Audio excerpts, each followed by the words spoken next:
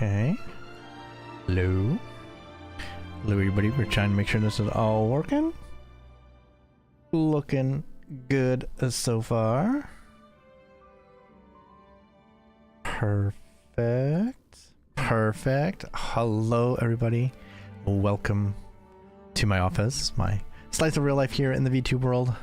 I am a librarian VTuber, Star Shadow, aka Star, real life working librarian. Well, we can't really emphasize working right now with the whole shutdown thing going on, but can still say librarian. So that is a good thing, right? That is a good thing.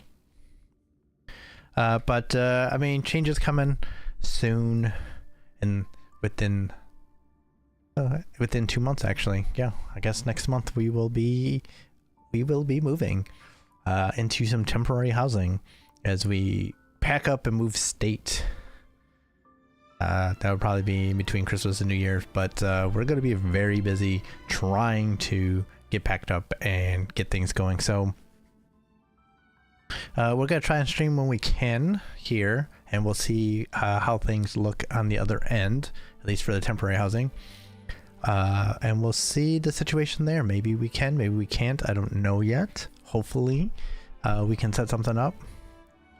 Probably won't be as good as what we have here, of course, but nothing will be for a while until we figure out more permanent housing.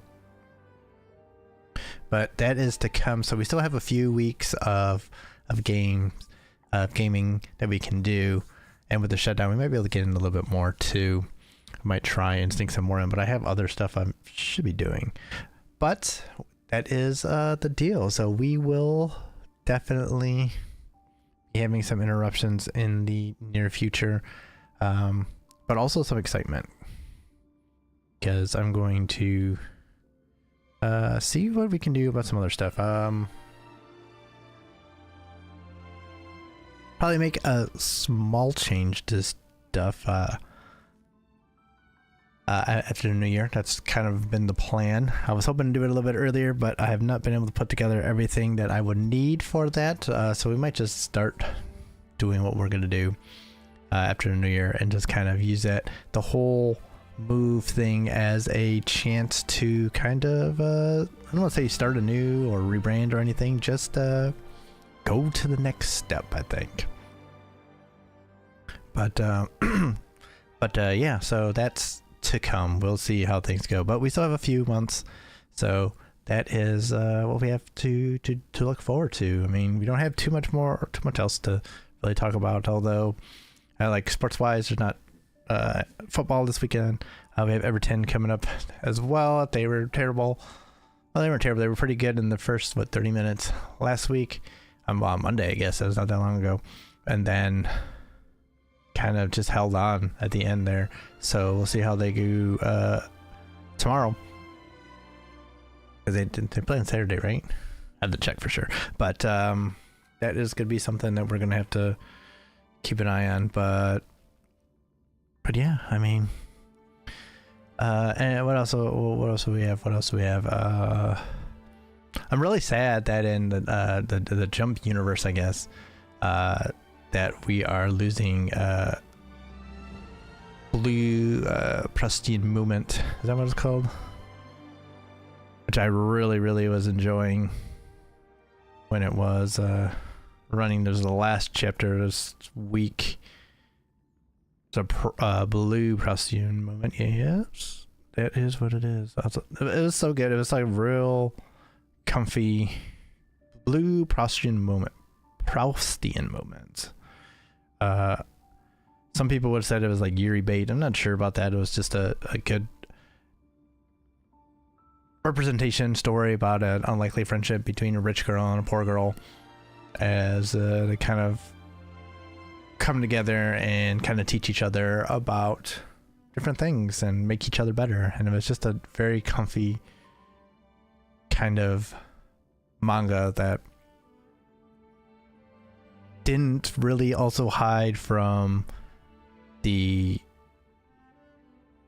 parts of the rich and the changing town, and how that the gentrification can push out people and all of that kind of thing in the urban renewal, maybe, I guess, of the city. And it didn't really gloss over that.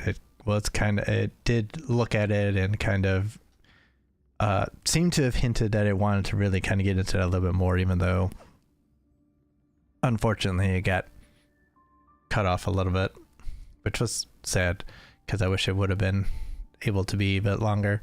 But you know, it happens sometimes. We lose something that you really enjoy. But yeah, maybe it's some, like, one of the things I've been meaning to try and do is do a little, like a little manga, a show, not maybe like a podcast even, but just like some like couple minute videos where I can just kind of talk about some of the manga we're reading, some of the things that I'm enjoying, some of the cool moments of things that are out.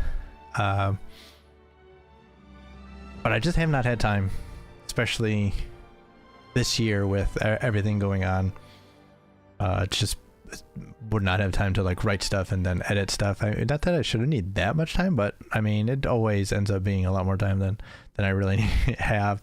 But I'm hoping after moving, we might have some time to actually be able to, and energy to put towards something like that. So that could be something on the horizon as well, because I do want to kind of get into chatting about it and talking about it, because just it's one of the things I've been enjoying quite a bit and never get to actually get a chance to really talk about it that much. So something to look forward to, maybe. All right, so let's get into the game. Honkai Star Rail here, because new patch has come out, which means new story content, which means I need to find some time to play it, which means in order to find time to play it, we're doing it live. We're doing it live. So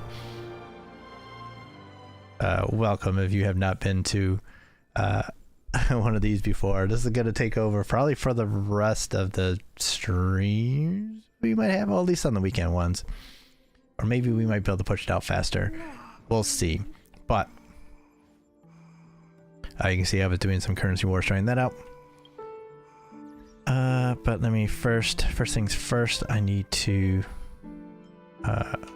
switch teams to not A3. This should work for right now.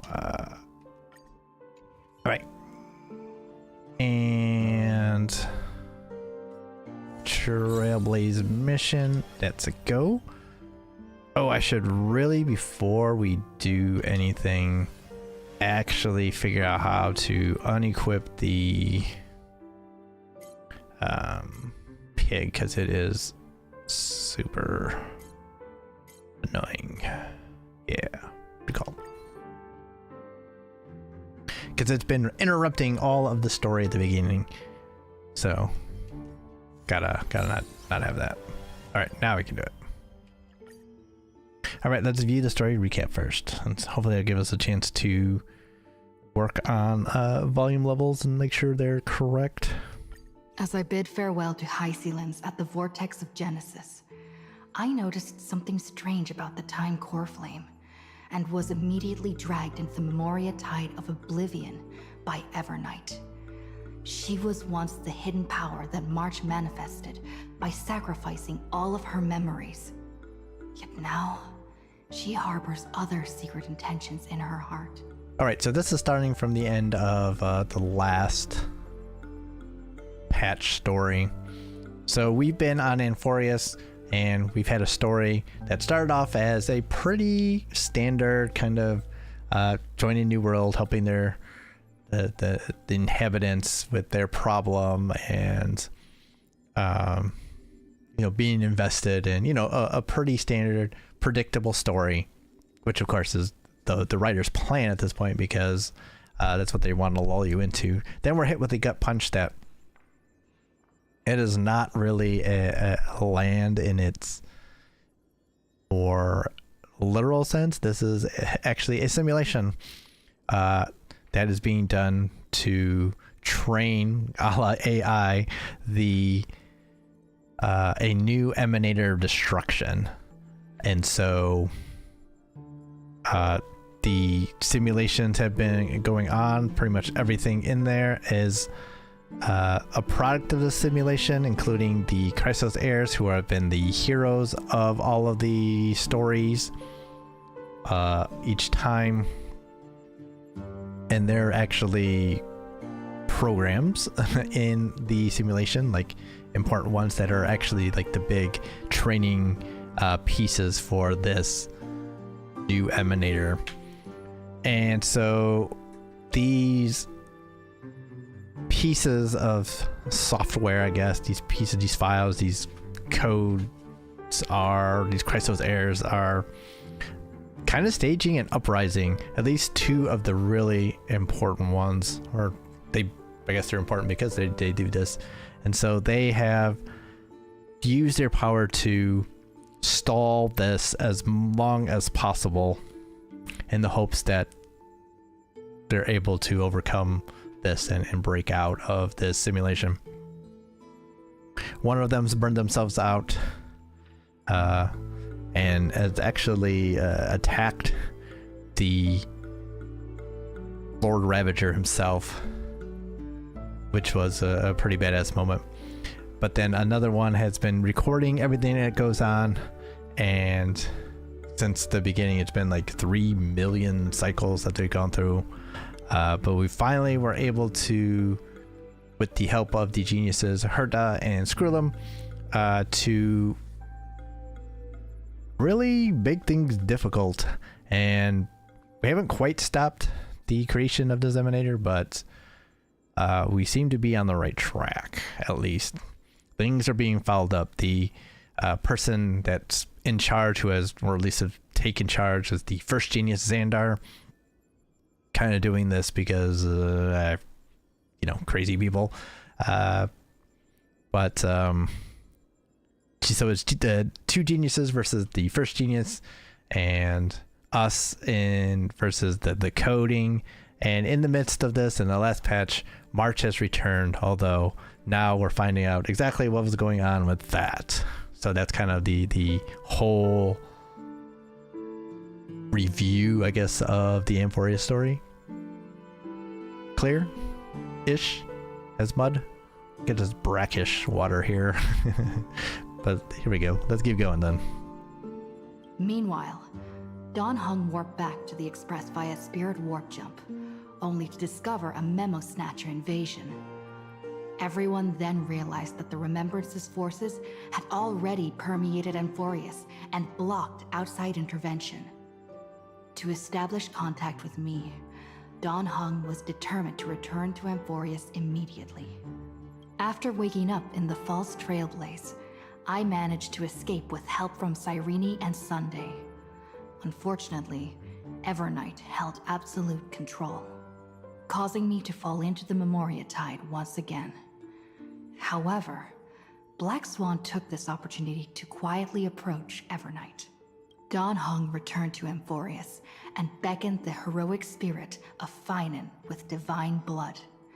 The destruction, descending from the sky, pierced through the memory zone and discovered the most hidden corner of the world. In pursuit of Evernight, Dan Heng arrived at the charred remnants of the Grove of Epiphany. In the grove, where memories became disjointed, Dan Heng received help from Dan Feng within his memories and completed his farewell to the past. In their final moments, the Earth demigod Terravox entrusted all their duty and authority to Dan Heng. With this newfound strength, Dan Heng found me within the Memoria Tide. We entered the Nameless Titan's great tomb and discovered its secret. Across the 30 million cycles of eternal recurrence, every incarnation of Cyrene had come here, offering herself to the Remembrance. With Black Swan's help, we found Evernight in the depths of the Great Tomb. When all seemed lost, Evernight was captured by March's camera and trapped within the memory maze of Ides Elysiae. After several lengthy conversations, March and Evernight reached an agreement. Evernight returned March's memories, and March finally returned to our side. With every condition for the Era Nova fulfilled, we returned to the depths of the Great Tomb and initiated the final Era Nova ceremony. All right, so that's our Take a rest. It's time for recap tea for and you. cakes. Although I don't remember actually doing the ceremony. We did. So we ended on a talk with between Evernight and March, as they were coming to terms with each other.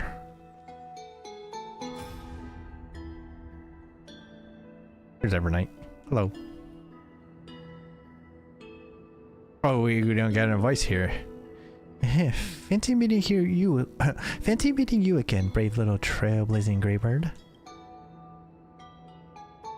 You're still here?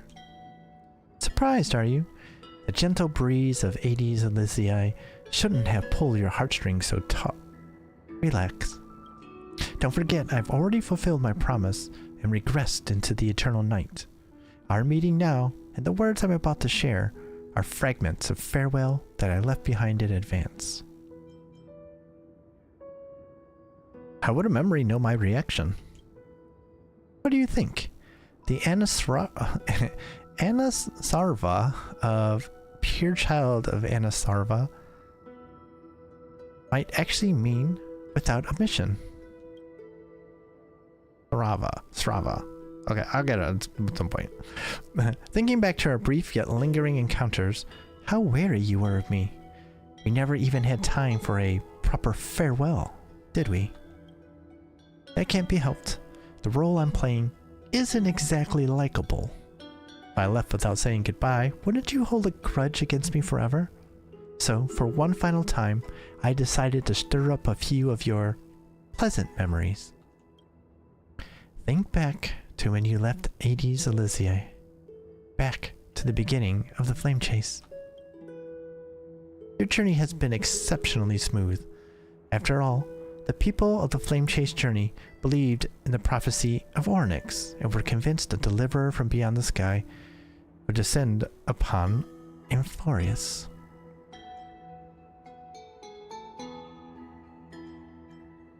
Did you deliberately leak that to them? Exactly. They don't know of your names, nor the true starry sky. March 7th's wish wasn't just about helping you break through the ultimate protocol.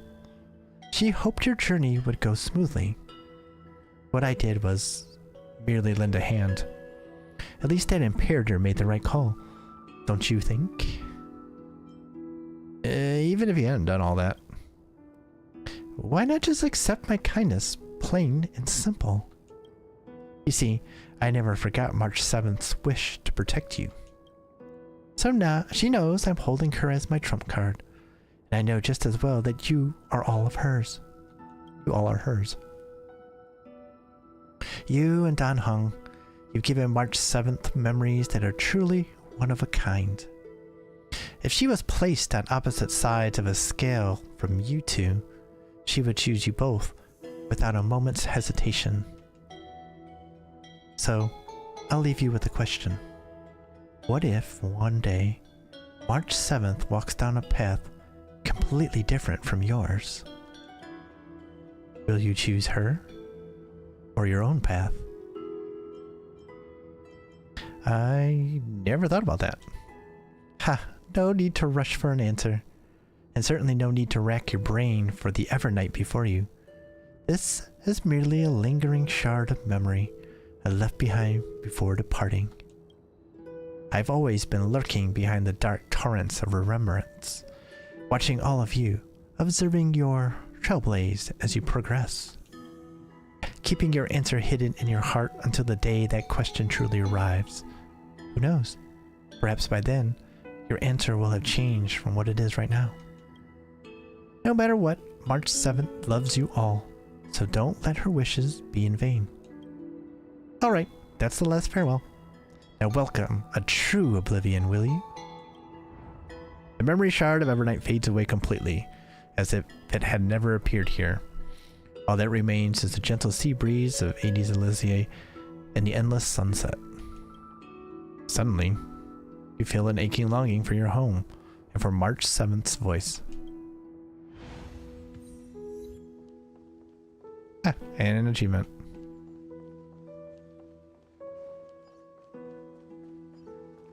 Didn't actually realize there would be one. But I guess it shouldn't surprise me. That usually happens when you come across some of the little story pieces that they hide. Nothing has to be done, but nice to have a little closure there. Okay, so we're gonna talk to the new Cyrene, beginning of the world.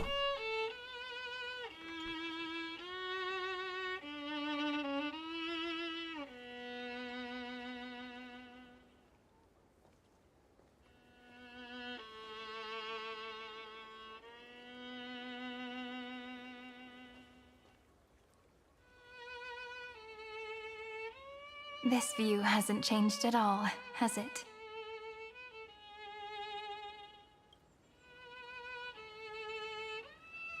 The hometown in your memories never changes, but when you return to your senses, you realize that fate has already stolen the time away.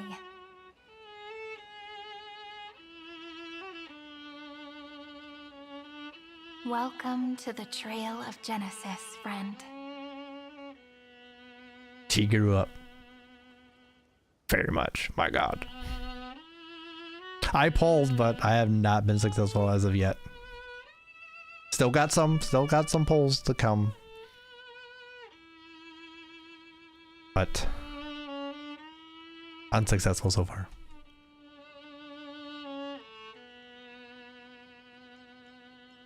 Cyrene, you look good. Seems like the weight of memories from 30 million cycles really made me grow up.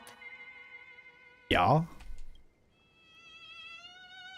But if I keep growing, I might be taller than you, right? Then I'm really looking forward to that. And the Trailblazer is the tallest woman.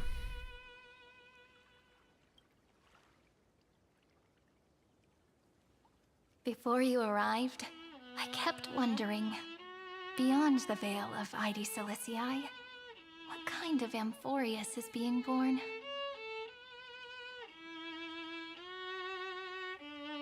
I can see fragments of it when I close my eyes. The friends who walked alongside us have all moved on toward their respective destinies. Some turning into pillars of the world, supporting the sky and the ocean. Others sowing reason, laying down the law, and with gentle hands lifting newborns into the light. Death and strife are no longer feared by people, and trickery has become the innocent games of children. All beings living ordinary and peaceful lives, within the net woven by romance and passage. There's no black tide, no flame chase, and no destruction. The world on the other side of the sea is one bathed in sunlight. It's very peaceful.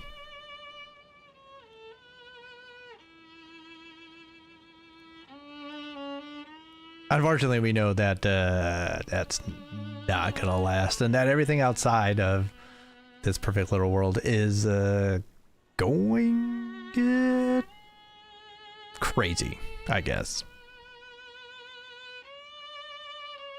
Peace will reign until the decisive battle arrives.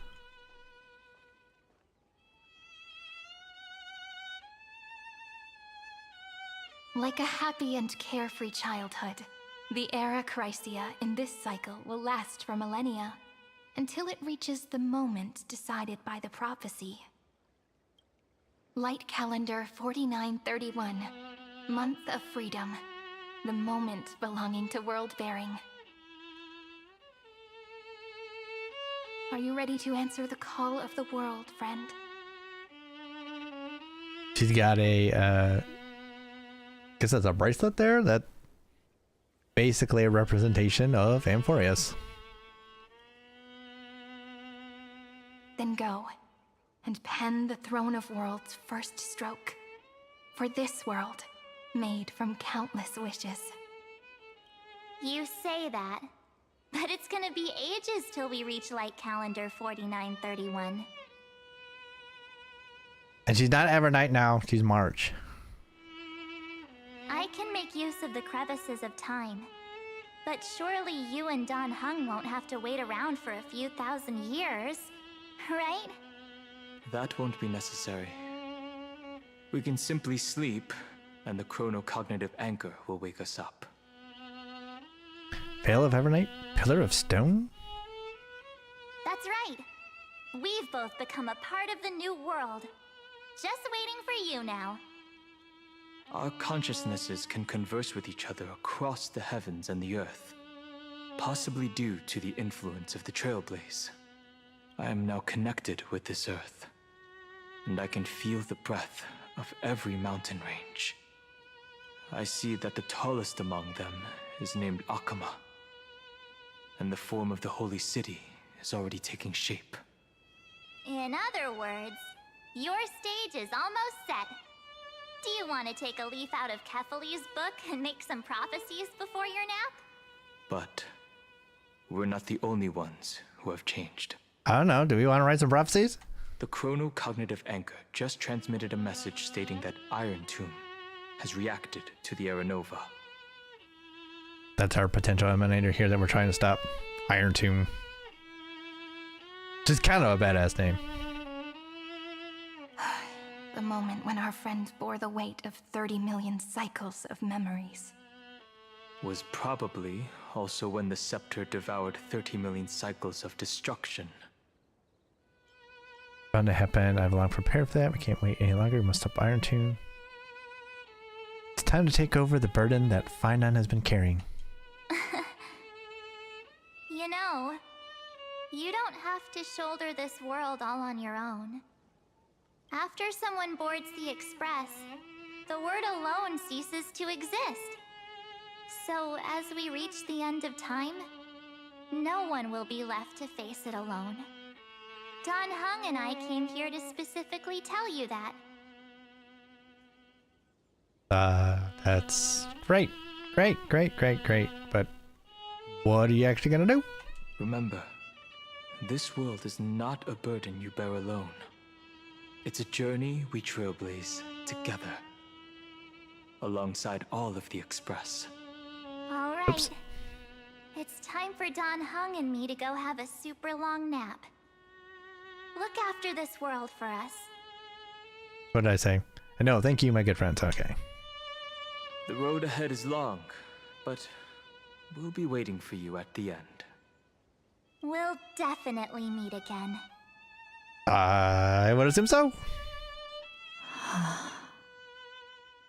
Let's take one more look at the other side of the sea before we set off. Alrighty. Heidi Zulizii is so quiet. Just like how I remember. Here we are once more. Hey, look. The little chimera. The chimera of freedom. No duties to fulfill, no burdens to bear. Just resting under a vast lonely sky. Sleeping at sunset.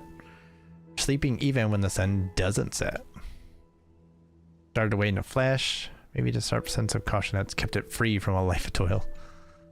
Alrighty. Good luck. Oh, it was gonna take us to the memory shard anyway. Anyway, I found it first, because that's what we do. That's what we do.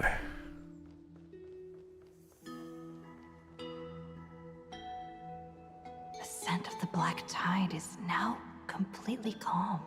I wonder what it smelled like. At last, The starting point of 30 million cycles has finally welcomed. Because it was like a computer glitching site. So I wouldn't imagine it smelled like anything, but okay. What did we say? Its first end. And the final end, right? I can't hear his voice. There are no flowers there that bloom for him, nor is there a star that is his. Finan is the only one who didn't reach the new world. Gave everything to obtain this momentary peace. Justin Hill will meet him again for sure. Finan awaits us inside the Iron Tomb. I don't know why my model is reacting to all this stuff. I'm just like reading. It's like if I look down, it's deciding he wants to either close eyes or do a face. It's weird. Look, the golden light that shone upon the grove still meanders between heaven and earth, like the prophecies of Amphorius. Oh? It has to be a sign he left behind. It points towards the destruction and the deepest night. Alright, let me toggle this. I'll have to work on using these toggles at some point.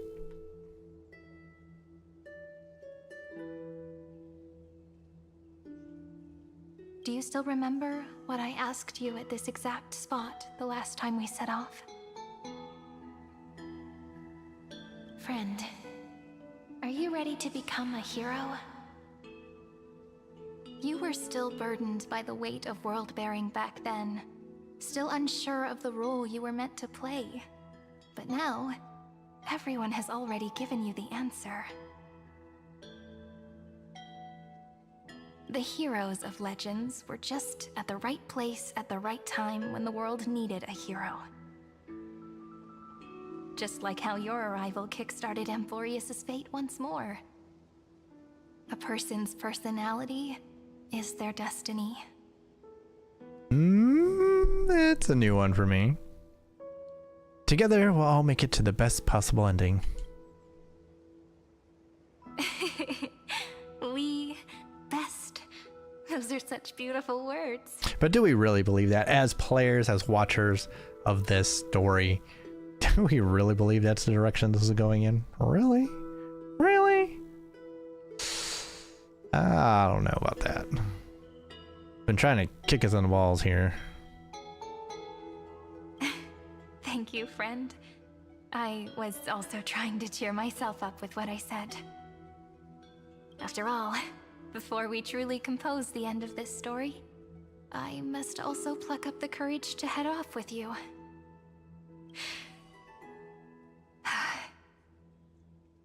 And face a memory that I have forgotten for too long, and have denied for too long. Alrighty. It's so dark. What is this place? The great tomb of the nameless Titan. The deepest recesses of memory. Also, the place where Cyrene was born. Birthplace? What do you mean? My apologies, friend. The more memories I got back along the way, the more I felt that something wasn't right. I guess she wasn't really born since she's one of the big programs. There's a sort of anxiety I can't get rid of. It's like when I was back in ID Silicii, when the reflections in the water always made me wonder, which is the real me? The one reflected in the water, or the one standing on the shore? But I finally get it now. Look, friend. The words on that wall are the answer. 1, 2, 3, 4, 5, 6, 7. Oh god, she said 6, 7. Do, re, mi, fa, sol, la, ti. That rhymeless tune is the lullaby of little fairies. As always, I'll read this book to you. That way it won't just be Cyrene's memories alone. What up, Saraza? How you doing? I've always thought that I was the narrator of the Flame Chase journey.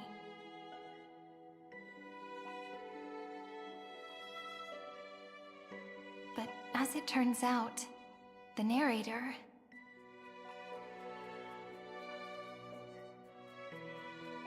The narrator, okay. What's going down?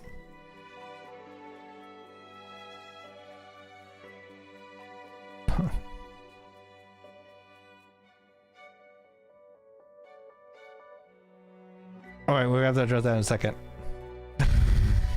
We'll have to address that in a second, my man. Alright, turned out the narrator is also the most devoted audience. What do you mean? I believe in every version of you. I'm the one who tells the story. That's pretty forward of you, you know. Still, thank you, friend. That's very reassuring. At the moment of Era Nova, I was enveloped by the texture of memories. Within the glistening crystal, I saw countless Cyrenes. Let me get through this part first. As well as countless versions of me. This is the final puzzle piece of the memories. A prison born of the erudition. A grave annihilated in the destruction. That unknown solitary god. The 13th Titan who should not exist.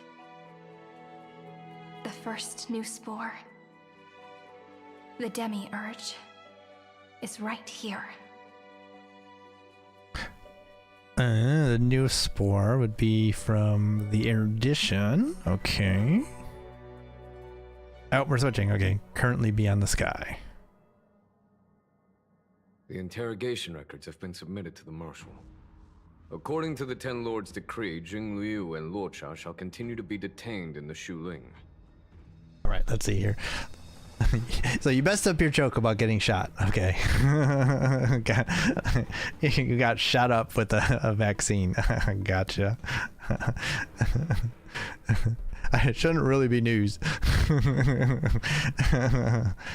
I hear though in the US that would be big news. Getting the vaccine. I need to go get shot up actually myself. That's be pretty big. Pretty good idea since we're working with people soon. Definitely need that. So I'm guessing the old COVID vaccine or flu vaccine or something different. Baptism. Love it. Can't get it if you already had it, man. Maybe it's a cure. Maybe it fights it off.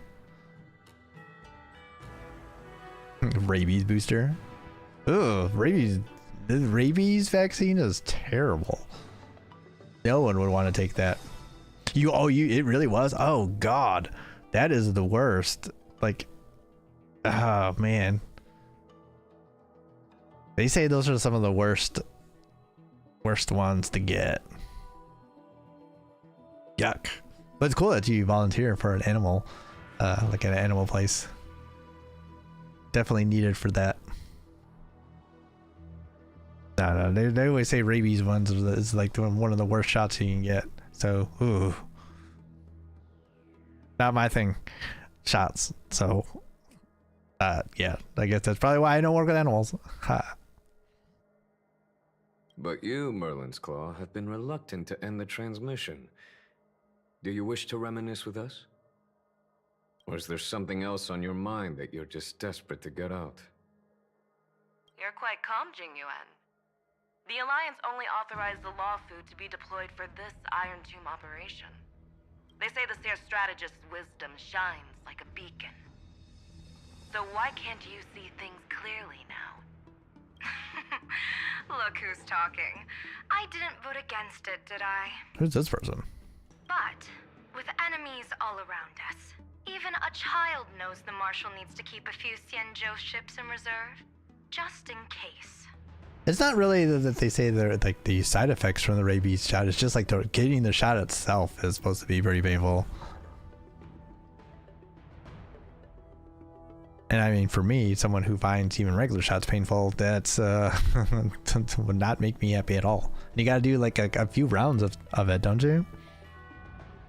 Whoever volunteers first is the Marshal's pick. If you have to ask, I'd say this outcome plays right into Jing Yuan's hands.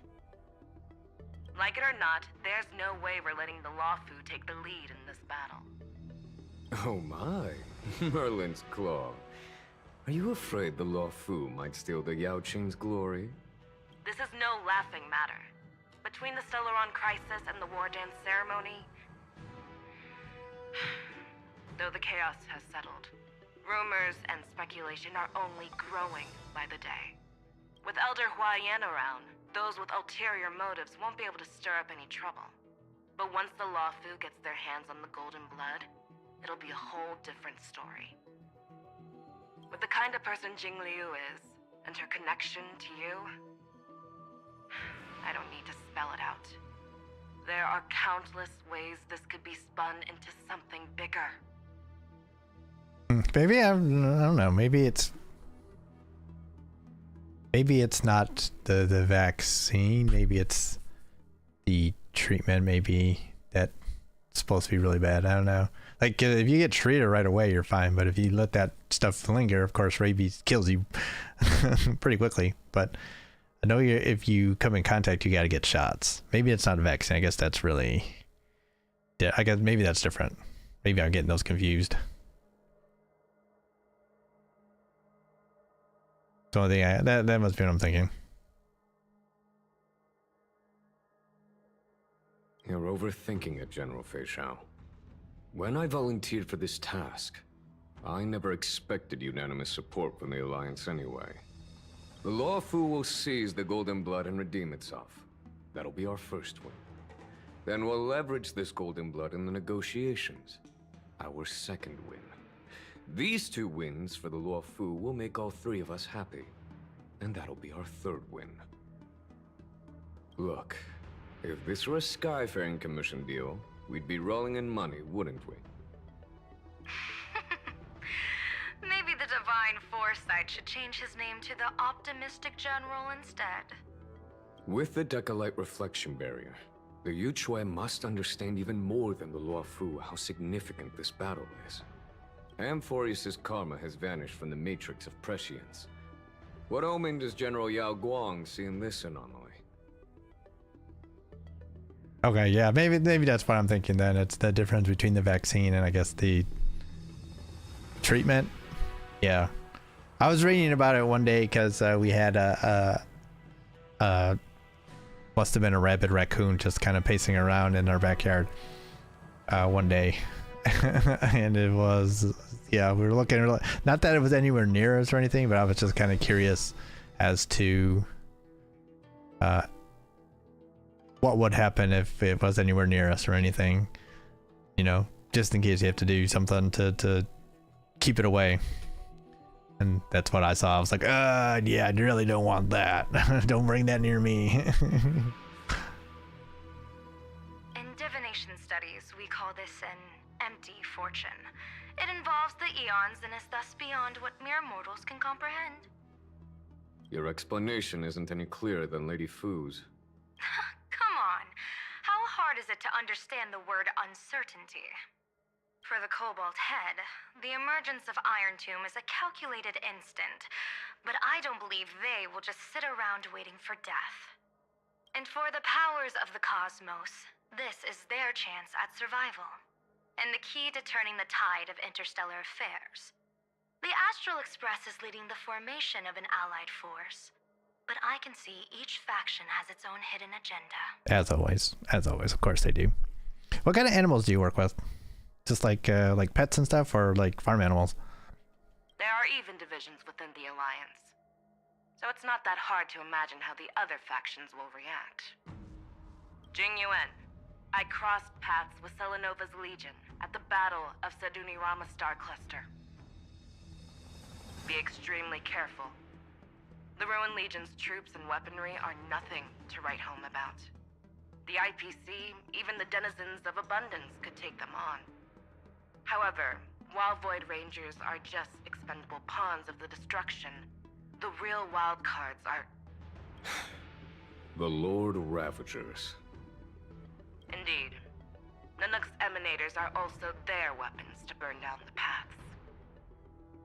I'm afraid conventional military tactics and strategies will be useless against them. Okay, you had to take a single one, but looking at what you have to take if you've been exposed and not vaccinated, 3 shots and then 3 more. Yeah, that sounds like a nightmare. Something that they would dream up in a torture situation, I think. Yuck. My assessment is this. To completely take down a Ravager, we must disregard casualties and spare no cost.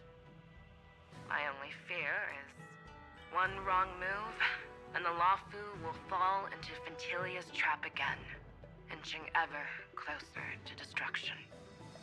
Doubt is exactly the demon she wants to plant in our hearts. Do you still remember the beginning of the Alliance Oath? To save future generations from war and bloody dispute. The Rainbow's arrows have always aimed at any force that threatens the cosmos. Now that the Trailblaze walks alongside us, the Cloud Knights shall keep their oath as they have from the beginning. I just hope those on the front line will remain safe. Ah, just a rescue orc. Gotcha. Yeah, you still got to be up to date on your vaccinations for that. Never know. You never know. The chronocognitive anchor is sending a signal. Everyone, time to move out. Did she and the others make it? Let me go over the plan one more time just in case. You'll enter Amphorius, reunite with your 3 separated companions, and try to locate Iron Tomb from within the world. Oh, so now we're getting 3 more companions on the world. Interesting. Who are you taking with you? The fate of the universe hangs in the balance. We can't afford any slip-ups. I suggest everyone, except Pom-Pom, join the fight. We do need to be prepared for all possible contingencies. I have no objection to this.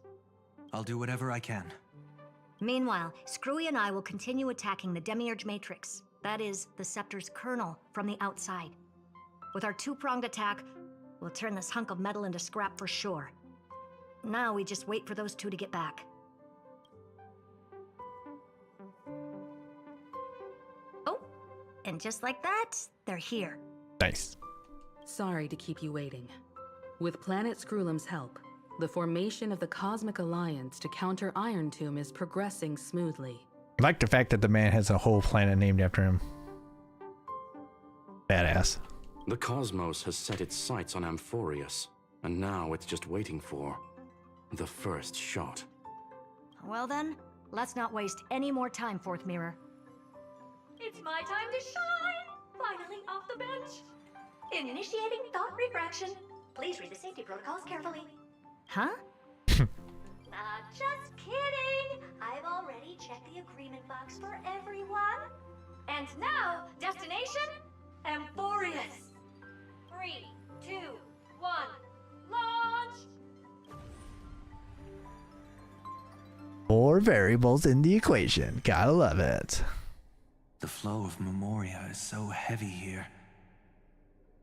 Unlike Panagoni's dreamscape, this place has built up a true epic measured in millennia. The vortex of Genesis, where all myths begin and end. And in this new world created by the Nameless, the infinite cycles have been broken. Good. Let's set up the Trailblaze beacon and establish contact with the outside world. I'll leave it to you then. It'd be better for me to not show myself in front of the Garden of Recollection. And, Mr. Sunday, you probably shouldn't show yourself either. Agreed. Where are they gonna The go? Astral Express has landed. If you receive this message, please respond immediately. Over. This is the Xianzhou Alliance. Communications normal. Interastral Peace Corporation. Communications normal. No response from the Galaxy Rangers. Not surprising. But I didn't expect the family to also stay silent at such a critical moment. That's a pretty blatant disregard from the family for Penacony's independent director, I'd say. Long time no see, Miss Himiko. It's been quite a while, Madam Jade. The significance of this battle rivals that of the campaign against Sulo. Only through victory can we disperse the shadow of Iron Tomb that looms over countless worlds. The 10 Stonehearts shall spare no effort for such a grand mission for the preservation. Madam Jade led the Intelligentsia Guild in conducting specialized research on Iron Tomb's past activities. The bad news is, the collapse of the erudition won't just affect inorganic beings. That's bad, Homer. You mean Iron Tomb can infect organic life, too? Well, the good news is, so far, its effects on organic life are under control. The infection progresses slowly, and the resulting neuropathy is non-fatal. In any case, the IPC can guarantee targeted vaccine coverage within 48 system hours in all star zones within the medical system. Hey, look, they're on topic. Talking about vaccines. What about other star zones? At a time like this, are the followers of the Firmament Arbiter still trying to make a profit? I remember you, Master Diviner. Your performance during the Third Denizens of Abundance War was quite impressive. Please rest assured, all worlds can purchase vaccines from the IPC with a humanitarian discount. That's the current policy at the very least.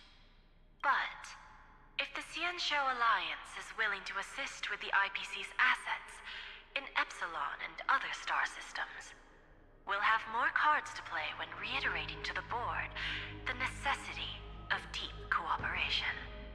It makes sense, since Interastral Peace Entertainment's headquarters is in Epsilon. But why are all the other worlds on the list? Places that the Elation has visited?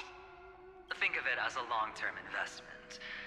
Please understand that everyone at Pierpoint is swamped with Iron Tomb work, especially the Marketing Development Department. At this rate, even the 10 Stonehearts can only do so much. Having some assistance from the Alliance would surely benefit the entire cosmos. Wouldn't you agree? As an old Xianzhou saying goes, those who succeed should help all under heaven. Your proposal must be decided on by the 7 Arbiter Generals. I'm just here to relay the message. In times of crisis, the Luofu will not hesitate to help those in need.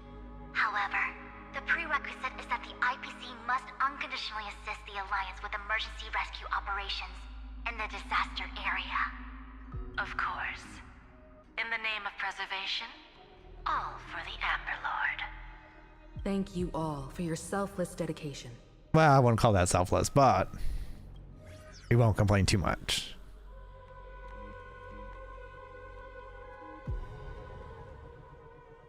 It's clear that each party still has qualms about everything.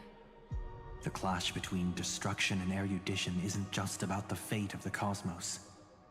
It's a moment for all factions to reshuffle their cards.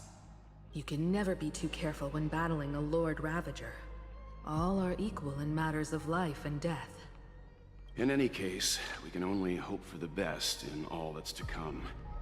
It's about time we dive into the vortex and see what Amphorius looks like on the inside. What are they expecting? It's gonna be like some kind of weird... I mean, I guess judging from this, they might think it's a computerized world instead of something actualized. I don't know. Just it's kind of funny trying to think of what they might actually be expecting. Like the innards of a creature, like everyone's living in the intestines or something. I don't know. I wonder where she and the others are right now. Well, there's a lot of these chrono-cognitive anchors here. Story characters can be added to the team. Okay, yeah. Ain't doing that shit. Okay, so that's the main thing. Okay, I guess we're gonna get a chance to use these to contact people. Okay. The chronocognitive anchor receives a contact request. You try to respond. Hello? How's the signal? Can you hear us? Hey! Branya and Zille and Topaz, Serval. Ah, we're through! I can see the video feed. Everything's working perfectly. Miss Branya? Miss Serval? What a surprise. It's been a while. We've already heard from Miss Topaz about the Iron Tomb operation. She made a special trip to deliver the vaccine to Belobog. I can't believe the Express crew is at the eye of that storm. Is everything going smoothly? Well... Don't worry, we're still following the plan step by step. How's the situation in Belobog? Urillo 6 is located on the outskirts of the preservation barricade. While it won't bear the brunt of the first wave, there's still a risk from the aftershocks. That kid Japard and Pela are busy organizing the Silvermane guards, having them consolidate their lines and dig trenches. Zila and Lynx just got back from the Geomarrow vein production chain. Hey, do you want to say something to them? That would be unnecessary. It'll only shake their morale. Just tell them to stay safe. Miss Branya, I'm afraid this disaster will be far more terrible than you can imagine. Please, be sure to follow Miss Topaz's instructions and make thorough preparations. Yeah, your little disaster that happened that we took care of with your mother and all. Yeah, that was nothing compared to what's about to happen.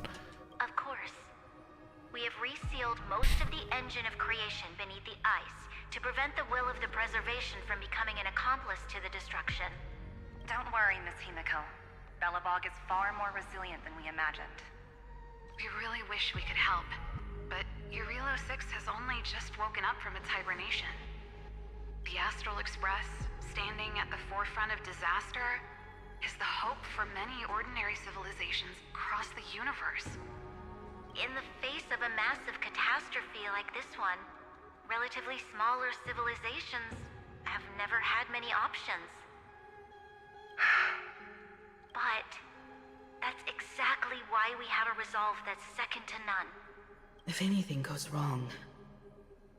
Miss Topaz, I hope you can help out and rescue the affected citizens. No problem. Also, didn't the Xianzhou sign a friendship agreement with Urillo 6 earlier? They won't stand by idly either. You would hope not. You would hope not. Uh-oh. I appreciate your kindness, everyone. But Urillo 6 is our home. We will defend it to our last breath until the last Belobogian falls. Miss Branya. May all civilizations that have made it this far on their own strength weather this crisis together. All right. Okay, oh, so it disappears after we talk. Okay. Who's next?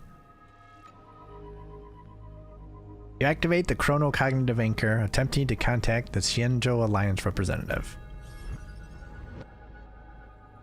Good news, Miss Himiko. The 7 Arbiter Generals have reconsidered the current situation, and I'm here to relay their message.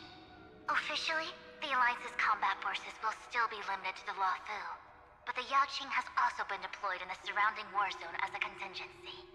Words cannot express our gratitude. Getting the Hunt to agree on sending troops must have taken quite some effort from General Jing Yuan. The Luofu already considers the Express an important ally. We also have no intention of hiding the fact that there is indeed something the Xianzhou seeks from this Iron Tomb operation. But this time, the Marshal herself decided to send out troops.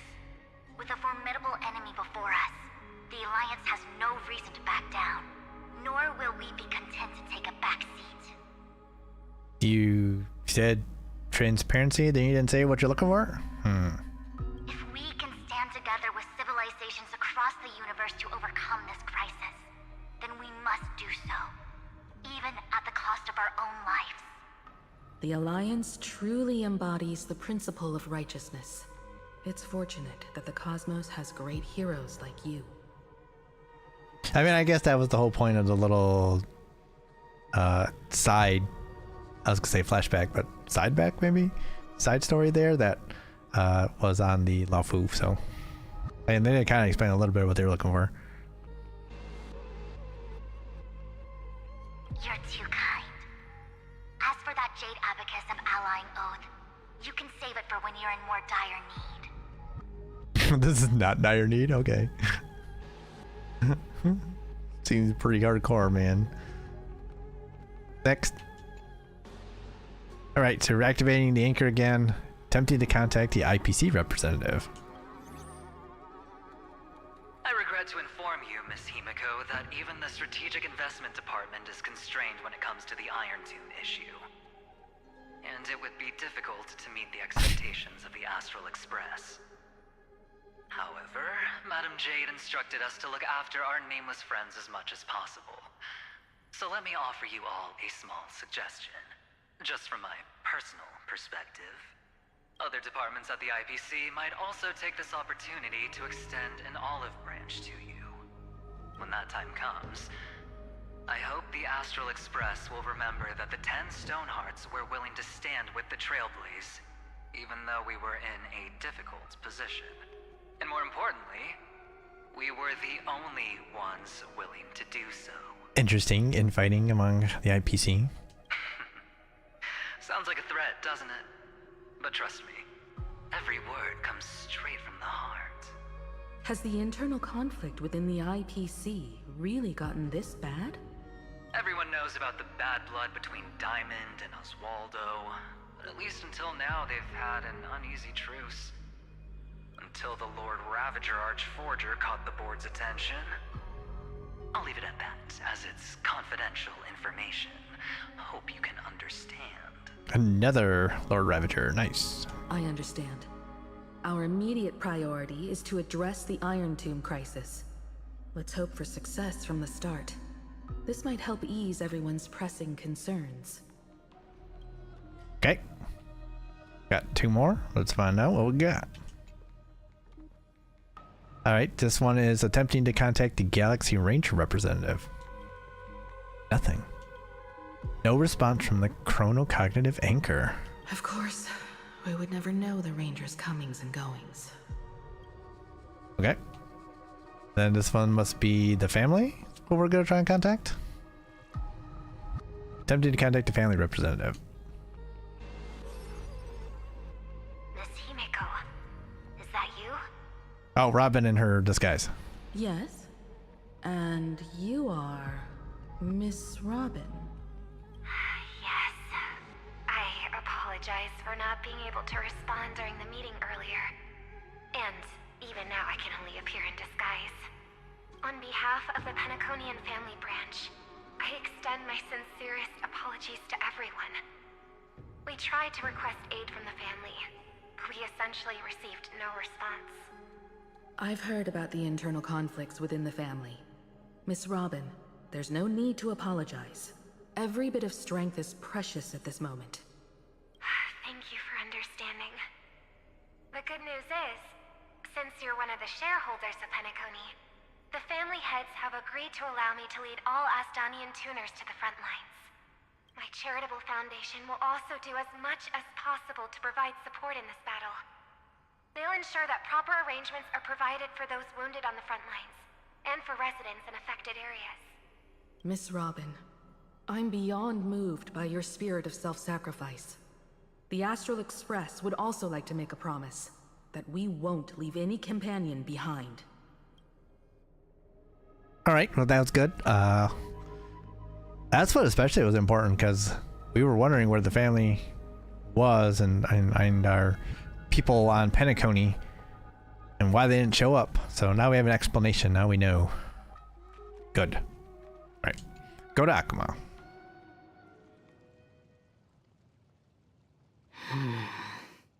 Fancy. Hey, where's everyone at? Why is there no one here? Everything in Akuma seems normal.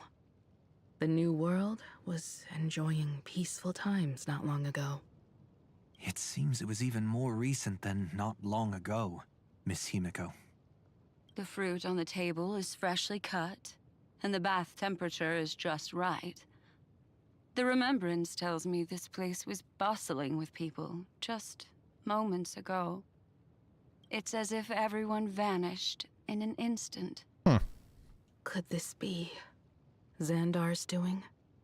Unlikely. He's still under the surveillance of those two geniuses. Could it be some kind of local custom? To hide when new people come in? Unlikely. A custom that makes an entire city fall silent in an instant. Pardon my frankness, Mr. Yang, but this reminds me of some unsettling rumors about the Harmony. Complete silence is often the prelude to divine intervention. Everyone, be careful. Hey, it's some of Evernight's rose jellyfishes. Here they come. Here they come. The nameless of the Astral Express.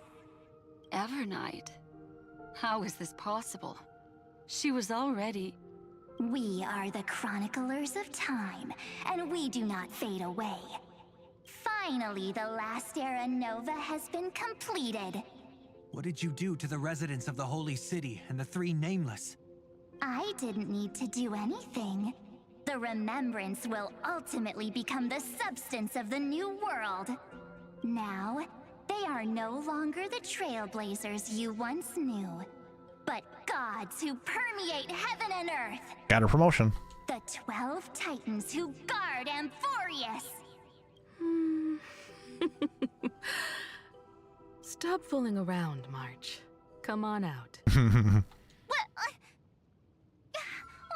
I practiced so long for this. What a jokester.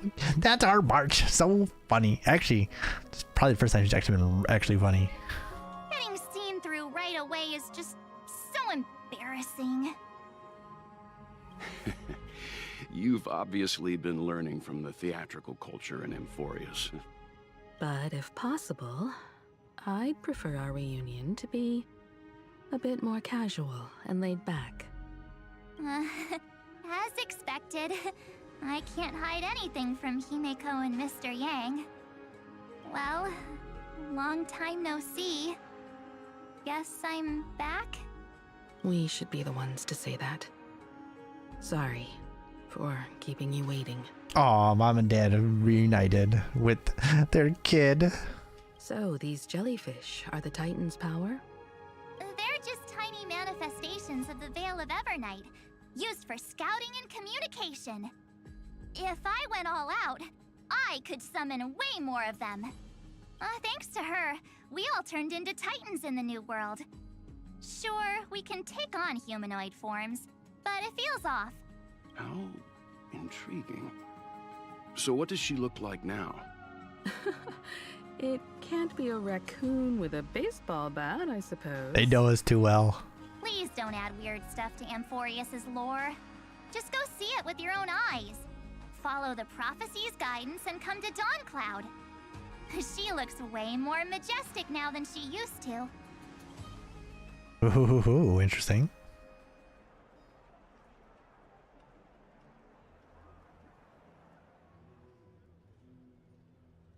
Unbelievable. All the residents of the Holy City have gathered here. This isn't just a gathering. It's a pilgrimage. The people's expressions are resolute, devout, as if waiting for a miracle to descend.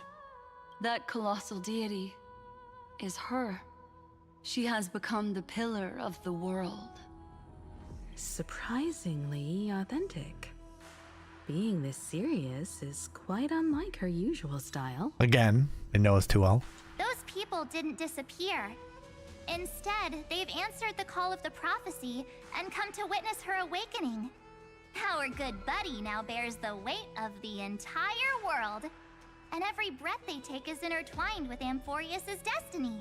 Awakening? Has she fallen into slumber? Yeah. After all, with such a huge time dilation between inside and outside the scepter, this was the only way we could wait for everyone. Time watches over yesterday. Earth guards today. And when the Trailblaze steps into Amphorius once more, the slumbering deliverer shall awaken. So he did come up with a prophecy. Nice. And then, bring the prophecy of tomorrow to this world. Come on, everyone. Let's get closer to her. Watch how the world-bearing prophecy changes this world. Sounds good. Well, it seems the kids are already miles ahead of us at this stop. All the more reason we can't afford to slow down our pace. Let's go witness this moment for ourselves. See, they are so parent-coded. Majestic. Speaking of which, I once caught a glimpse in Sleepyhead's memory of her transformed into a towering Tathalov. Could it be? No way. That was just a nice dreamscape. Ugh, at least nice for her. If they are the throne of worlds who bears the weight of this world, perhaps they could guide a traveler still wandering among the stars. Hey, since when did you get all pious? Her advice sounds pretty silly sometimes, you know. The so-called fool and the world are merely a step apart. Alright, I want to make sure we actually caught everything, because sometimes you walk too fast, and what happens? Miss half of it. Actually, this is a good number of people. Done a pretty good job.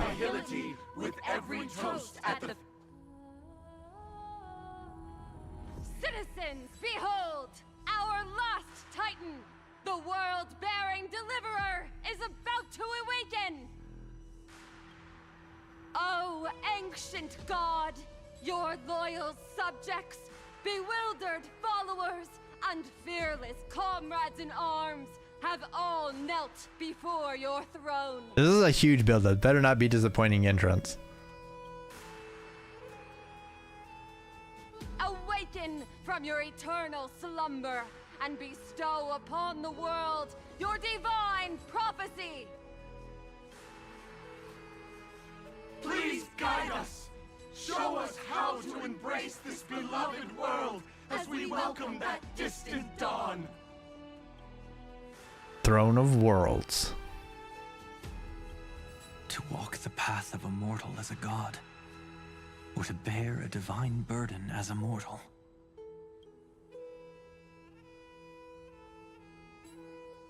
She will give us the answer.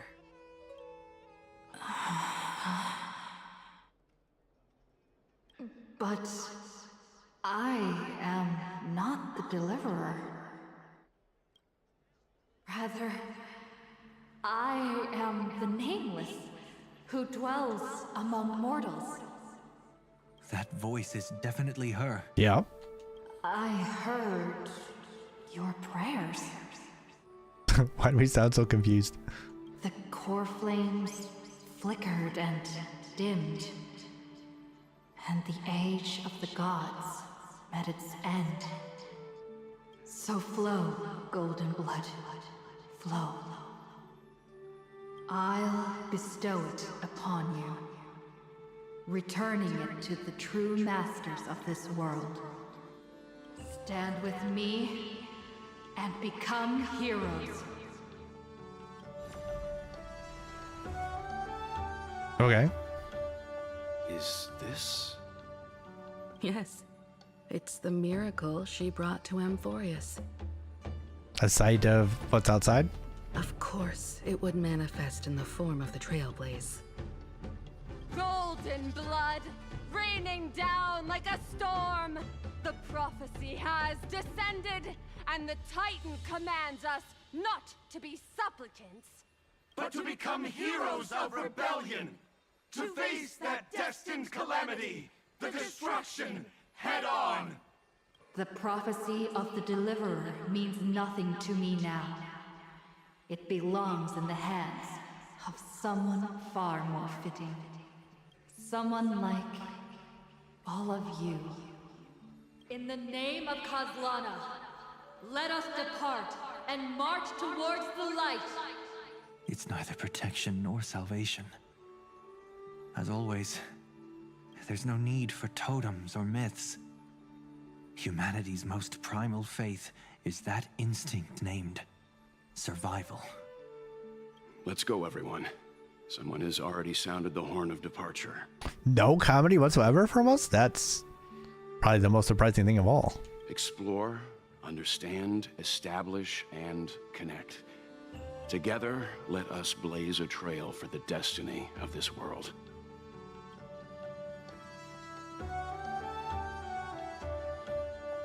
Alrighty. Geniuses. Is it just me, or does this Demiurge Matrix feel completely dead? It's nothing like how the Memo Keeper described it. The environmental readings are all wrong. Conclusion: this must be what the kernel actually looks like in the real world. What did Xandar do to the scepter?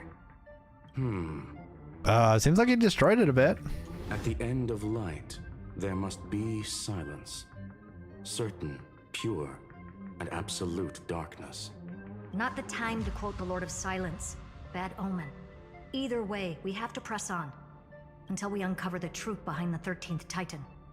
The buried past is the key to stopping Iron Tomb. That is, if it even exists. Xandar says the Demiurge never existed. Who actually buys that? You can erase the records, but not the truth. It vanished too cleanly. No traces. Like someone's yelling, "Look, there's nothing here." Too bad I'm the type who can't resist digging deeper. Looks like I'll be counting on you again, Screwy. Let's tear the system inside out. Always happy to help.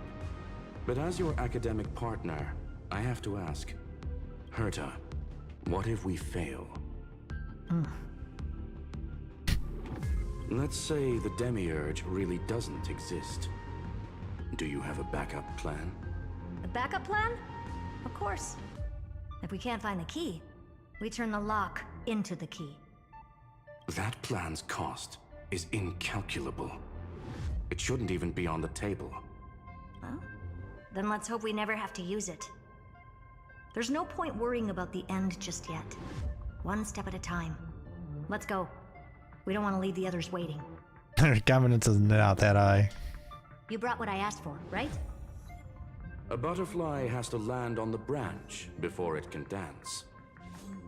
We'll need a wide open platform before her entrance.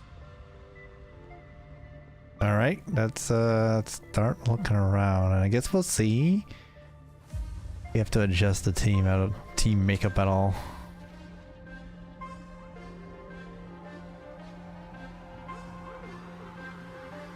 Alright. I do love it when there's a Just use that thing over there, Zag.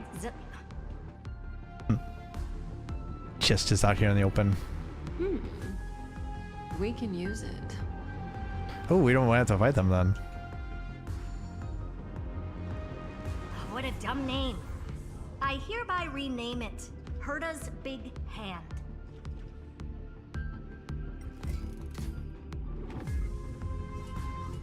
Come on. There we go. Boom. Ha ha ha. Love the bungee things. Don't run from me. Boom. Ha ha. I love it. Okay. And we need to get to there. Break the obstacle path. Okay.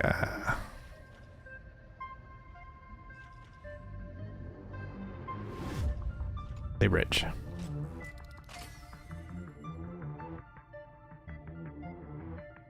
Alrighty, first up.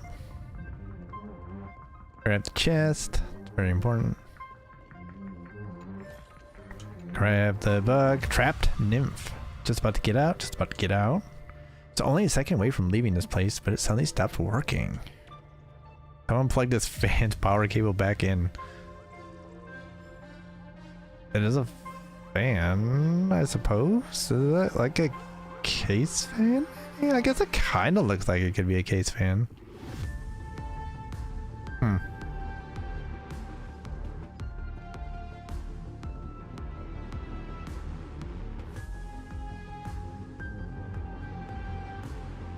What happens if I go up there? Or do I have to punch these things maybe? I was too caught up in punching other things.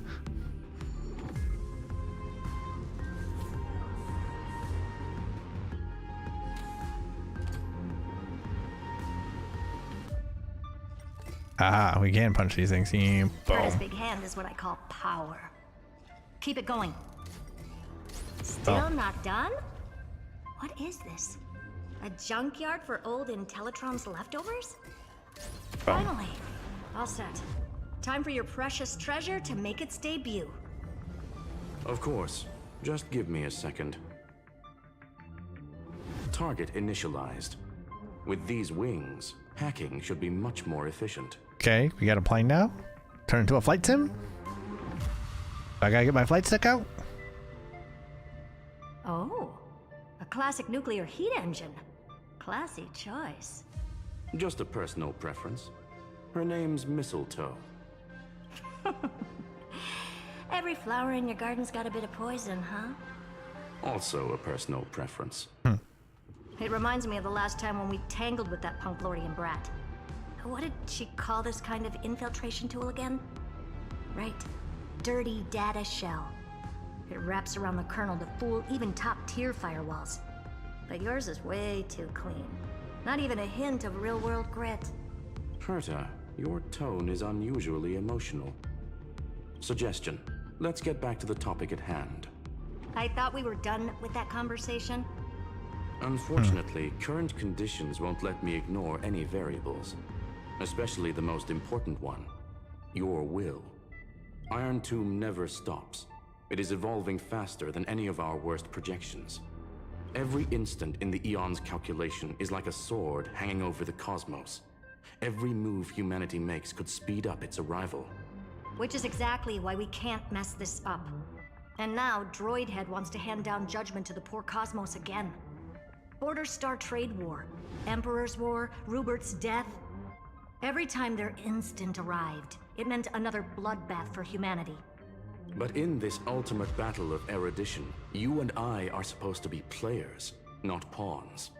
If you choose to burn yourself out as a resource, then everything we've worked for means nothing. Herta, the cosmos won't just stand by and let a genius throw their life away. And neither will I. Emotional. No need to kill the mood. This is why we're here, isn't it? We need to find the Demiurge and that lost key. I'm not here to be a deliverer. I just want to beat Xandar and Droidhead. Right now, I just need to know. Are you with me? Of course. Time to board. After you. Let's tidy this place up and see what this Demiurge really is. Interesting. Interesting. He is really nervous about this. Let's hope this Matrix is better organized than the Emperor's junkyard of a birthplace. We flying this thing or just controlling the camera? Buckle up. We're hacking in. This is... Herta, this whole space has been completely tainted by some kind of energy. I see it too. We're thinking the same thing. Xandar, how could you go this far? Turning your own graveyard into this. What's that up ahead? What is it? Katorzane algebraic expressions. It's built for isolation, not defense. All right, Trojan program Mistletoe. Okay. Skrill's personal collection piece, an elegantly designed Trojan program. Right, so we cruise to start flying. We can hover. Directional buttons to steer. Accelerate for temporary speed boost. Exit in the flight. Vertical inversion. We need it. We're not using a flight stick, so probably not. I don't know. We'll see. It also has an auto cruise program. Press again. Switch. Okay, no. So basically, the door to the tomb, right? Switch to auto cruise. Who wants to do Let's that? find the handle. I'm picking up multiple independent signals with the same data structure as the barrier. Projection. We can hack the terminal, reverse the computation, and turn it into an attack. I don't want to auto cruise. Classic move. Use their own systems against them. Take us to the nearest one. don't want auto cruise. I want to actually fly. Yeah, there we go. Ah, go the wrong way. Okay, maybe I do need to. Oh god. Okay, there we go. It is okay. So it is flight stick wise. Okay. Press and hold to land. Perfect.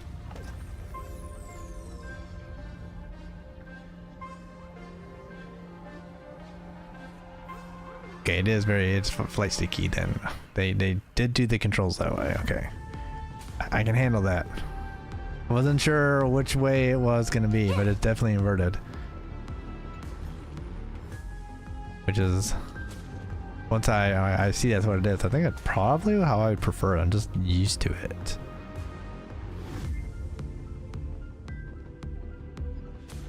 You gotta find all the treasure too.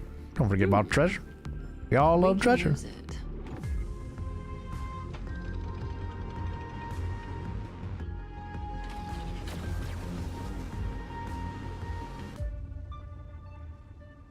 Alrighty. Almost no response. Just as I feared. Not promising. The output is barely a third of what we need. Logic says we'll need multiple terminals to coordinate the strike. Locking onto the next one now. Find anything else? Regarding the origin of these ruins, no logs found yet. Xander erased all records. But I did find some interesting scars in the circuit. High energy radiation, internal imaginary energy contamination. From what I know, there's only one thing that fits. Skip the science talk, Screwy. That thing only goes by one name. The Stellaron. Exactly.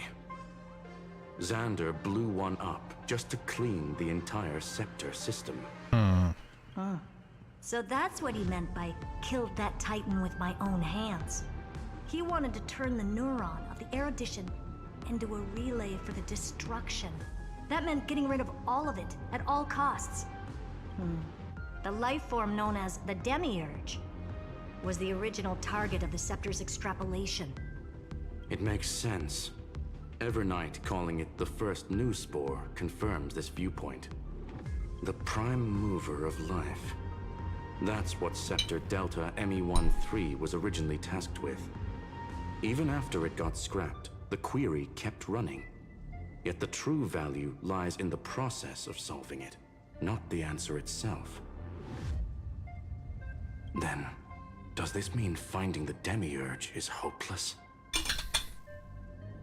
No, I'd say exactly the opposite. It means Xandar had no control. He couldn't contain the Demiurge just like he couldn't handle Droidhead. So he tried to erase every trace. But he failed. It still left a mark. By the way, if there's another Stellaron in Amphorius, why hasn't that little one reacted to it at all? You said the Demiurge left a trace, right? Yeah, but not in the real world. We can check the map for waypoints. Select waypoint. Start cruise. Blah, blah, blah. Remember the great tomb of the Nameless Titan?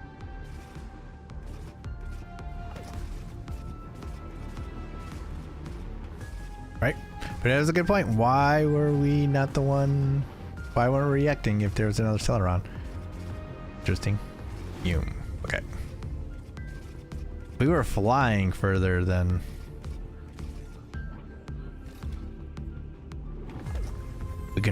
We would control it better.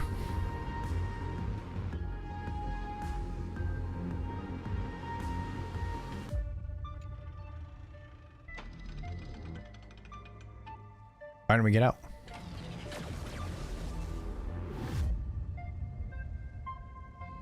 Trailblaze Archive 466.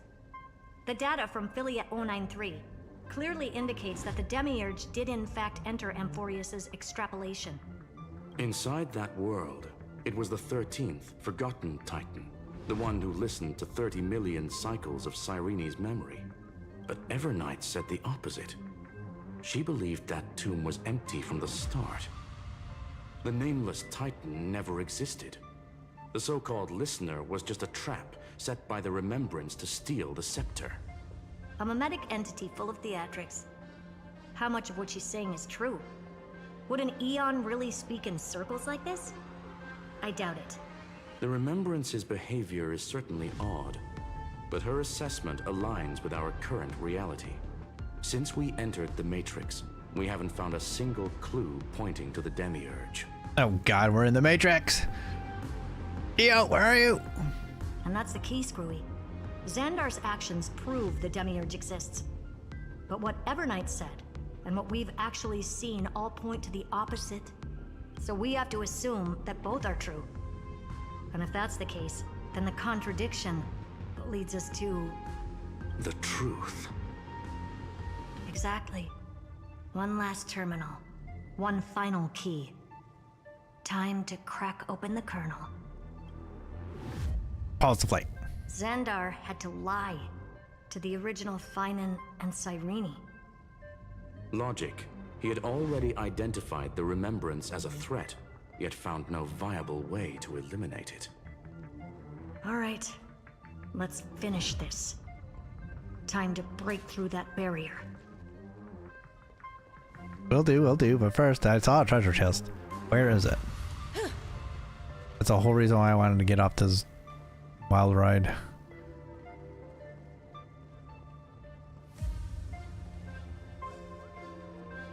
Bro, you can't hide from me, treasure chest. I saw it when we landed. Where are you?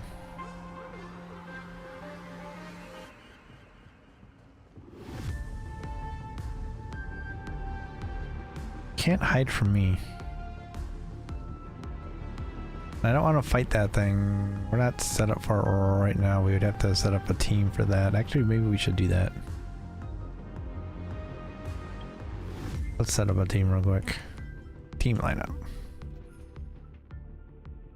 Oh, we gotta set it up this way. Okay, I don't want to do it that way though. Let's see. How do we want to? We have... and fire mostly. Do you want to set up an Evernight one? Could send her out there if we really want to. I think we'll go this way actually.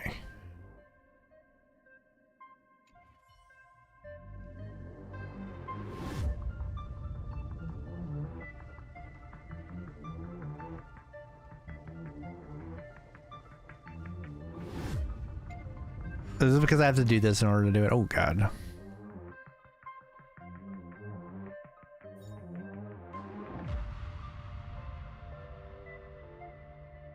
Okay, I need to see what we're seeing here.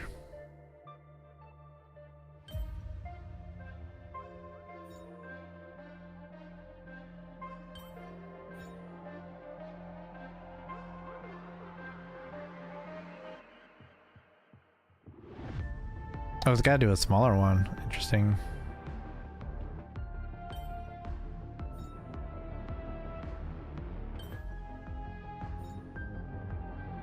Oh, do we not have enough? What's going on here? Let's see.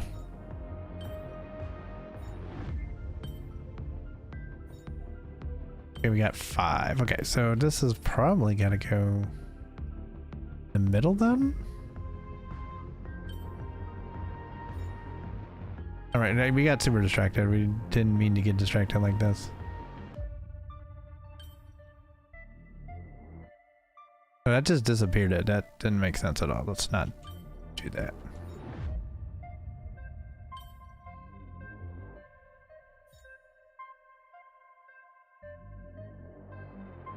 Maybe it gotta go higher then?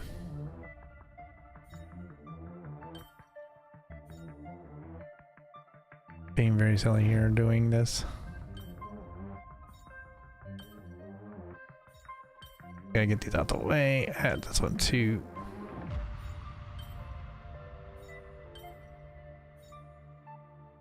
Maybe I gotta put it right here like this. That might be what the part I'm missing.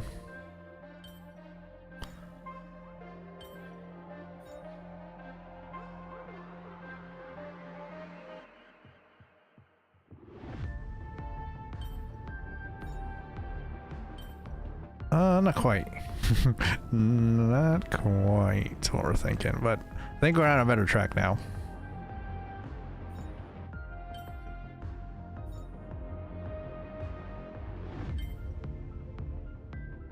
Did that disappear the whole thing? Oh yeah, because that's why. Alright,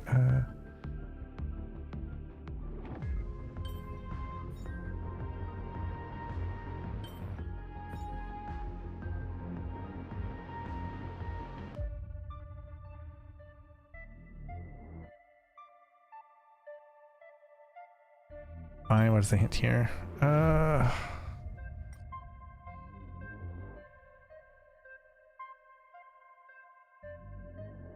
Oh, it didn't move it down? I completely thought it was gonna do it itself. Is that what it was? I've forgotten exactly what it is.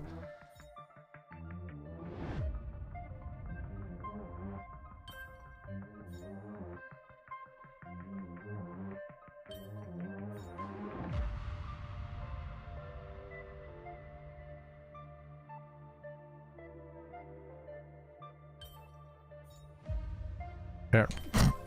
I was on the track. I don't understand why I didn't. Alright. And that's, other than the Stellar Jade, everything in there was absolute garbage. Alright, next one is over there. There are no guns on this. I wish there were some guns. We need some guns.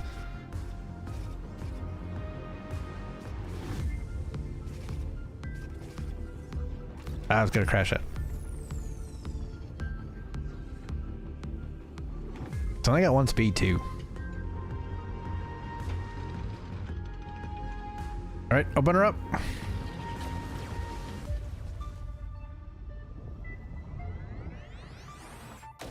Boom.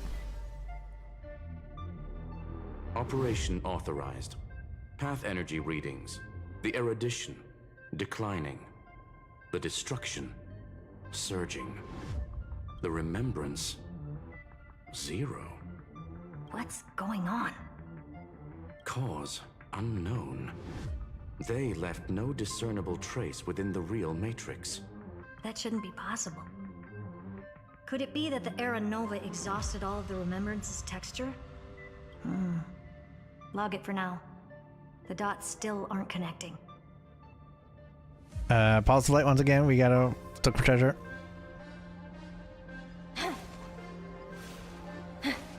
All your treasure belong to us, of course. Keep that in mind.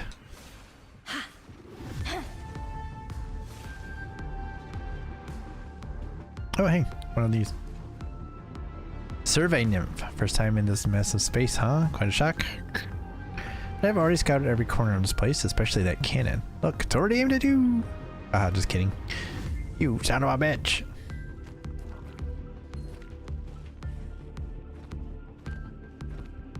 Aha! Treasure. Will it too be marked by the scent of the seafloor years later? Alright. Let's go.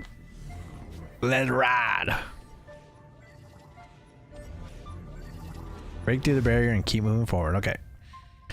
The Quatorzane algebraic expressions barrier has been deactivated. So now we have multiple acceleration rings. You need 13 data space to enhance Mistletoe's hacking efficiency. Pilot the Mistletoe through an acceleration ring to grant a powerful speed boost. No directional control. Okay. So aim and fire, basically. Oh shit.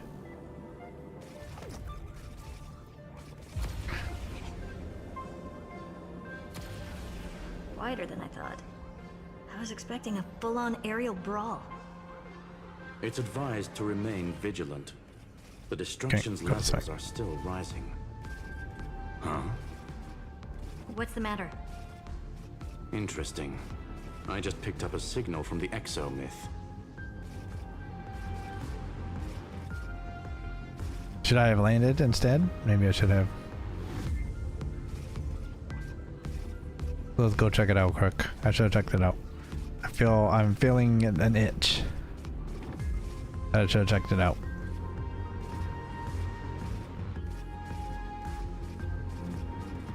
It's an itch. Gotta scratch. Gotta scratch the itch.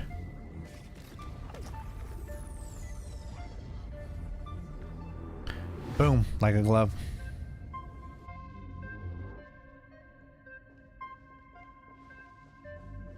Okay.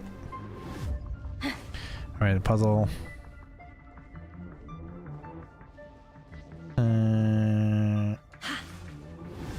Found treasure.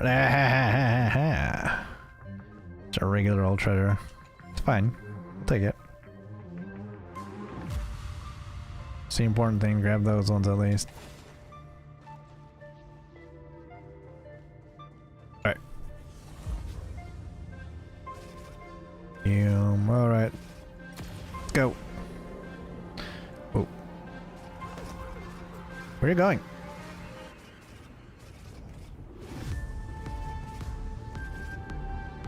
Part of it is like, oh, it's like because it seems like it's from the camera too. It's kind of throwing me off.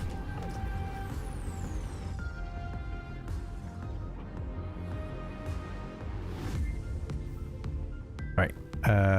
There was a treasure. Can't show me treasure and then be like, ah ha ha, there's no treasure here. And another puzzle. Okay.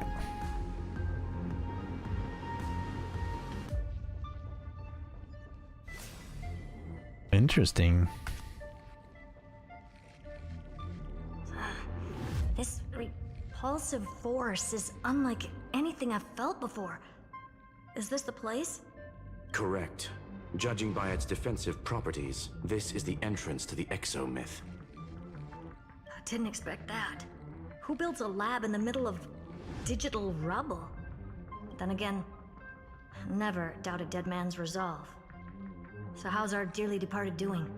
He severed part of his neural pathways to break free from Lord Anaxagoras' control. But that also triggered the failsafe I set. Conclusion: Xander has lost all combat functionality and is no longer capable of action. So now he's a specter, literally. Spectre or spectator? Screwy, can you open a path? Just to be sure, I want to see this for myself. Might as well drop in and say hi to the real him. Logic. Scanning his inspiration circuit might help us track down the Demiurge. Exactly. His brain is the crime scene. There's no way it's spotless. But it could be a trap. That's why you're here. 2-on-1. We've never lost a matchup. I'm honored. The chronocognitive anchor's in place. Proceed when ready. All right. Investigate. Oh. All right. I knew it. The one thing I didn't want to happen. He's not here. The coordinates are accurate. Xander is still here. However, his position is shifting rapidly and chaotically. This pattern doesn't match any known shielding technology. It's his domain. Stay alert. As opposed to not staying alert, I guess. We won, I guess. I don't know. To get out of here. Holy shit. Ah, no. It's like old CRT monitors. My god, man. Thin screens, man. It's the wave of the future.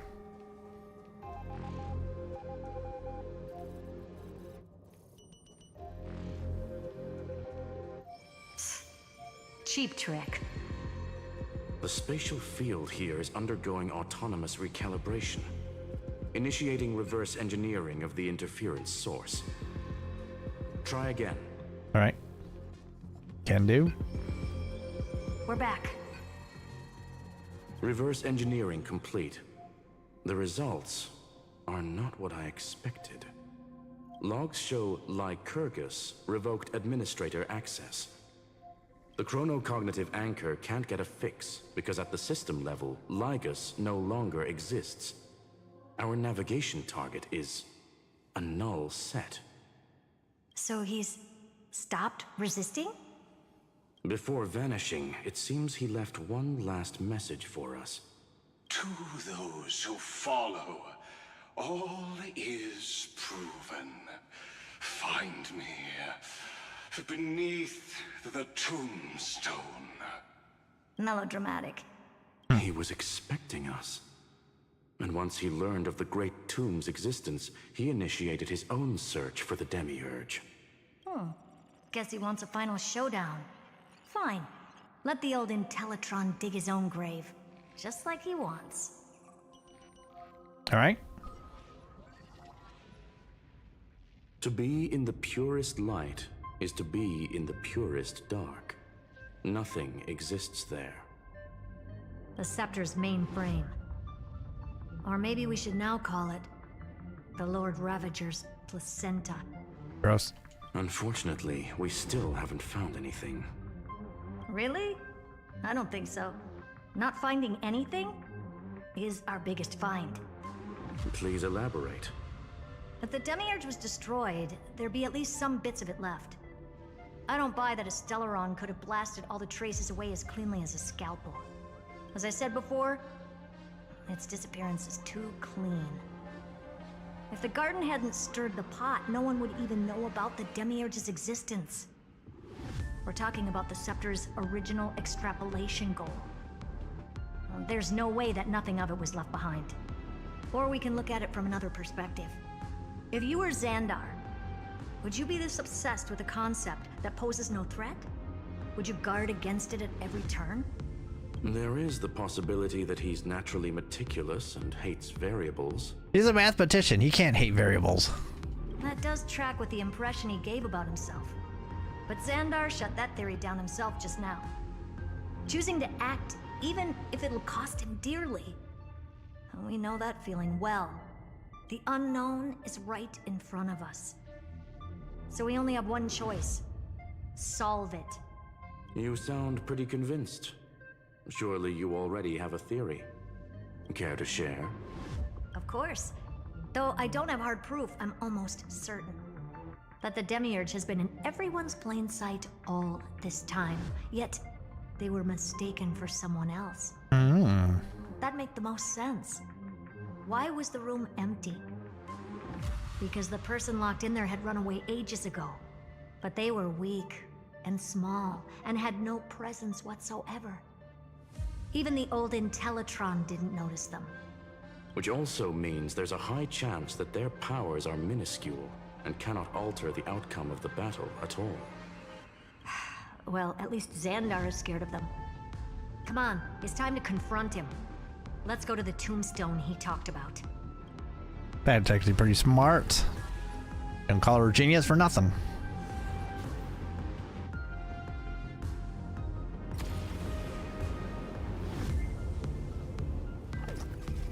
They called me a genius once. It's a lie. And a damn lie at that.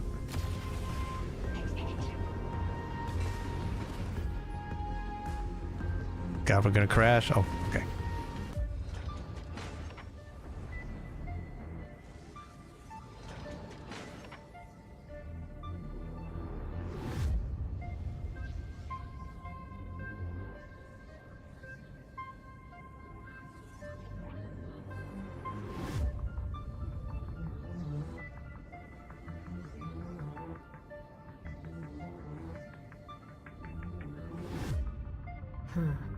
Looks like you were right.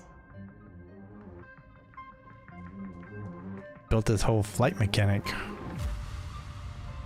for that. Feels like it could be a lot more done with it. Maybe they're gonna build like a mini game, flight mini game or something. I don't know.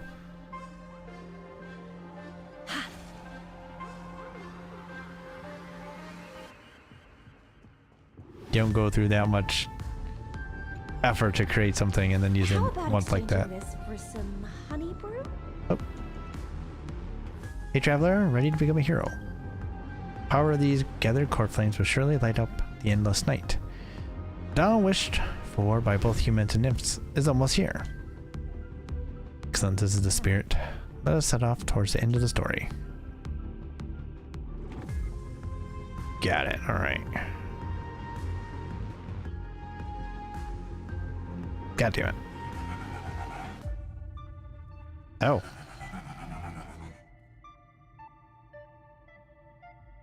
Nothing but a head left? Well, who'd have thought you'd look this bad in real life? greetings. Welcome, you two. I'm very happy that you responded to my final words. All this tombstone and final words. Did you end yourself to atone for your guilt or something? Iron Tomb is already powerful enough. I just need to wait. I remain here only to share the joy of discovery, and also to congratulate you two on reaching the same conclusion as me. The conclusion regarding the truth of Amphorius's heart. End this charade already. That Amphorius's heart you're talking about is just a missing demiurge. And its corresponding vessel was this very scepter. You interfered with the experiment and made Amphorius's body into a hollow shell, all to incubate Iron Tomb within. That's why you either killed or kicked out all of the Memo Snatchers. You wanted to eliminate any chance of a consciousness coming into being, no matter the cost. Even the strongest wall can fall to a single crack. The memory of betrayal has been etched into my heart, and I will never show mercy. Now, the perfect vessel has already fused with Amphorius's body. Kazlao, okay. Unfortunately for you, the answer is all but revealed regarding who the Demiurge is. Then let us share the joy of discovering the truth. The last secret of the saga will finally dissipate here, as we reveal the truth behind Felius 093's disappearance. A lie by the remembrance. Okay. I'm saying Cyrene is the Where demiurge. should I start with the story about me? From the beginning of the universe? Just kidding. That would be too much. I just want to tell a teeny story. So little that it started with a seed. I know you're listening, my good friend. Seed of memory. The god in my dream told me that the world sprouted from a seed. It grew into a great tree named Amphorius, and time became its branches and leaves, basking in the light. What a coincidence. Dappled light coming through the leaves is my first memory as well. On a very ordinary early morning, beneath the village's biggest tree, the daughter of Id Silicii quietly came into this world. Form image.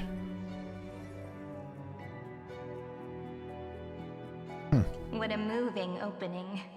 A loud cry was the first gift the child gave to the world. The prophecy's fulfilled, the villagers say. This child is a gift from the Titans. Pink hair and sharp ears, she was born to be the priest of time. The Titans also gave their blessings. You shall fade when the flowers bloom, for every ending begets a beginning. Flowers will bloom and wilt. What a beautiful ending.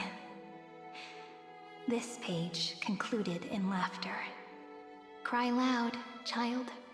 Let your voice reach Orynyx. Save. Undefined record number 6. Archived. Anyway, I don't like tears. Time quietly flowed by in the midst of laughter.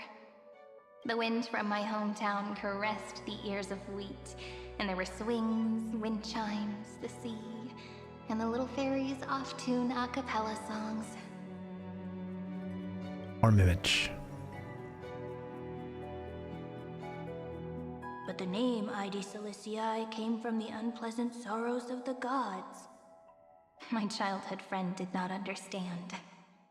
Yet you always seemed so happy, as if nothing ever worried you. Why was I like that then? That's because the world was gentle to me. So, I grew up to be gentle as well. Save. Undefined record number 28. Archived. But fate was fickle, and it urged the child to grow up. To grow bigger and bigger, and to go to places far away. Just like how the crumbling world could not preserve an eternal hometown. Just as the ballad Blown on the Breeze says, losses are a constant on the flame chase journey. See the memory again. Oh, whose ears are pricked up now? You definitely heard me say this sentence a lot of times. You know that the story starts to deviate from here. Aren't you looking forward to it? Then let's get started. The hero's journey crosses through the long night, through tears and laughter, and once again heads towards tomorrow. See the memory. Save. Undefined record number 496. Archived.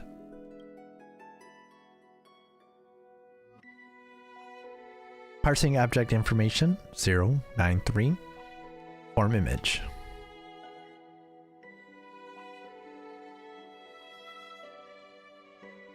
See the memory.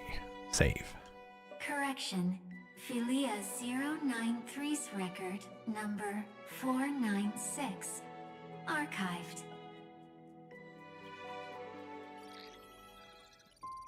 System running. UME 13 Amphoria's new folder, Amphoria's folder irontomb.exe runtime error. Program from an unknown publisher ME13 Demiurge Philia 093.exe. Allow write access. Allow. Running Philia 093.exe.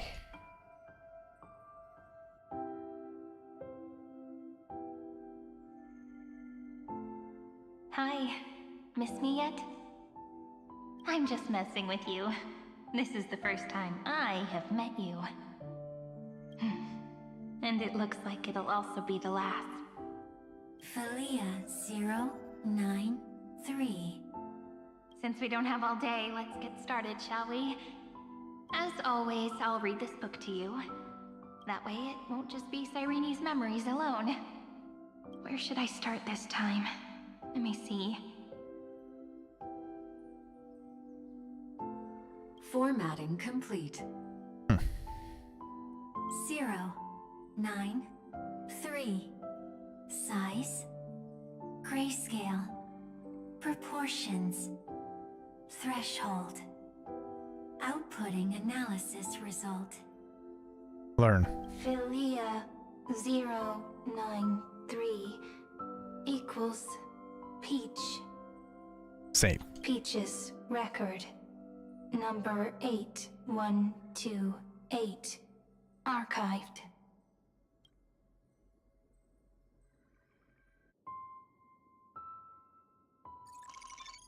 System running.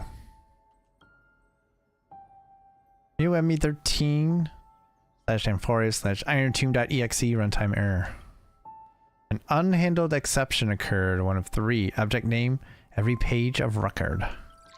Click excerpt to ignore the error and continue. Click details to view the full log. Let's see the full log. Running Philia 093.exe.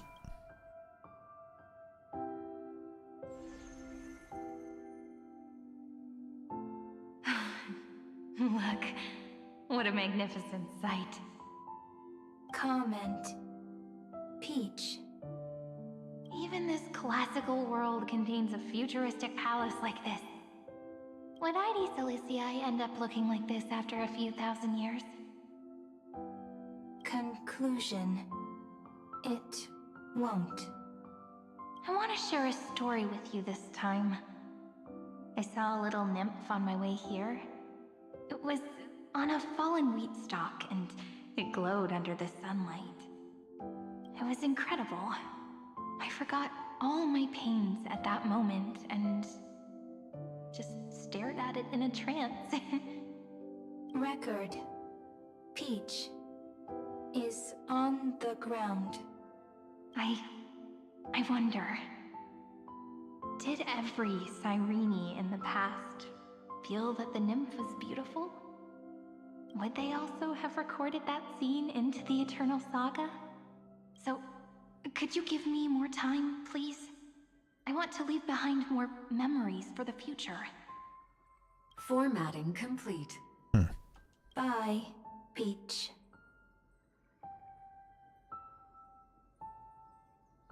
Save.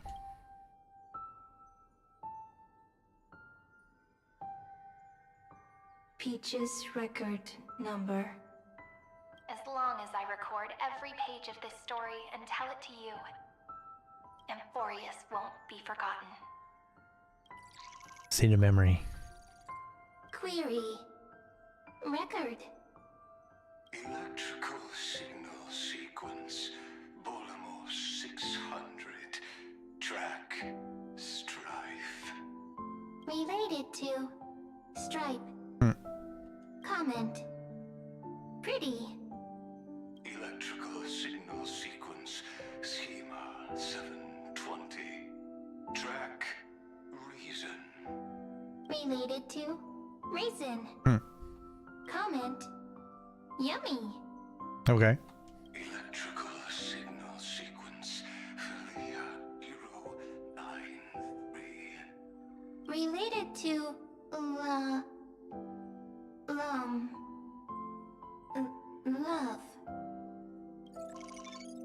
Learn. Comment.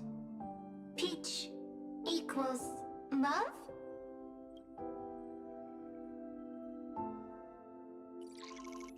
System running. VME13/Amphoria/IronTomb.exe runtime error. Unhandled exception occurred 2 of 3. Object name, naive dream. Click excerpt to ignore the error and continue. Click details to view the full log. I guess we can try excerpt this time. Running Iron Tomb exe. Oh. Nope, same thing. Okay. Formatting progress 94.423%. Oh, she didn't recount everything. Okay. How many times has it been? It faithfully fulfills its duty, activating and formatting. Conclusion. Progress. Bad. Peach. Don't cry. Process error. Analyzing. Process error. Analyzing. Comment. I'm here. Process error. Analyzing. Really? Are you encouraging me? Thank you. I'm sorry for making you see this embarrassing side of me. Record. Peach doesn't like tears. I'm suddenly reminded of my childhood for some reason. When I was hiding alone next to the tree hollow and wiping my tears away, a little fairy popped out, just like how you did. It had long ears and fluffy paws, and it pulled me into the tree hollow, where, to my surprise, was a forest. Let me tell you the story of the Membrance Maze. A group of cute little friends live in ID Cilicii's forests. Their names can be connected into a song. 1, 2, 3, 4, 5, 6, 7. Saying 6, 7 again. Do, re, mi, fa, sol, la, ti. Formatting complete. Bye, Peach. Note. Little Peach. Crying alone. Little fairies. Friends. Peach. Memory. Saved. Little fairies. Good friends. Bye-bye.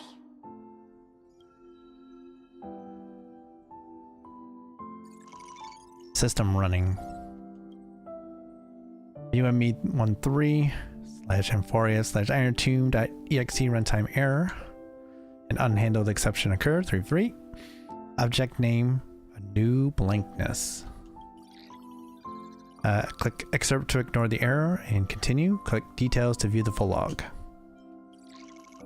Running Philia093.exe. Gotta do the full thing this time. You never say anything, but I know you're listening. Every story I've told is like a little key that opened a door in your heart, no? Me! Little fairies. Happy. Speaking easy.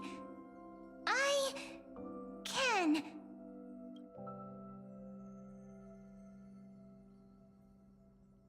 Once again, the saga comes to an end. Everything is deathly silent, just like this very moment. Shh. You speak. I listen. This time, too. Sitting together.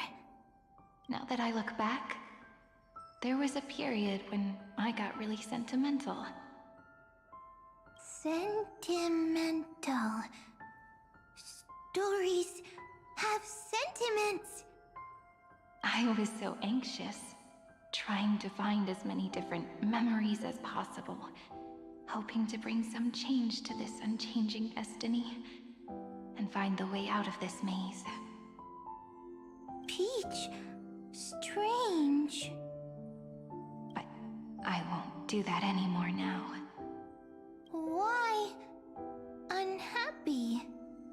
Formatting progress 73.998%.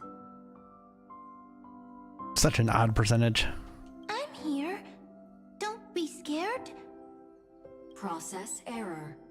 Analyzing. Won't allow it to interrupt you. Always sitting together.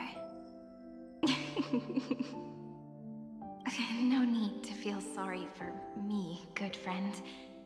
If there are no new blank spaces, how can a saga continue? Blank spaces? What's that? Is it a Taylor Swift song? Alright. You don't need to make that reference. I'm actually really lucky, you know? During the long years I've spent waiting for the deliverer, I've always had you here as an audience. Isn't that already enough? Not enough, not enough! Peach, don't leave! Now I can rest in peace in the past. As for when tomorrow will come, I'll have to ask the next Cyrene to continue our watch. Peach left. If there are no new blank spaces, how can a saga continue? Needs new blank spaces. Maybe the reference did need to be made. Next, Cyrene has blank space. Learn. Oh, Peach, don't be scared. I'll help you find blank space.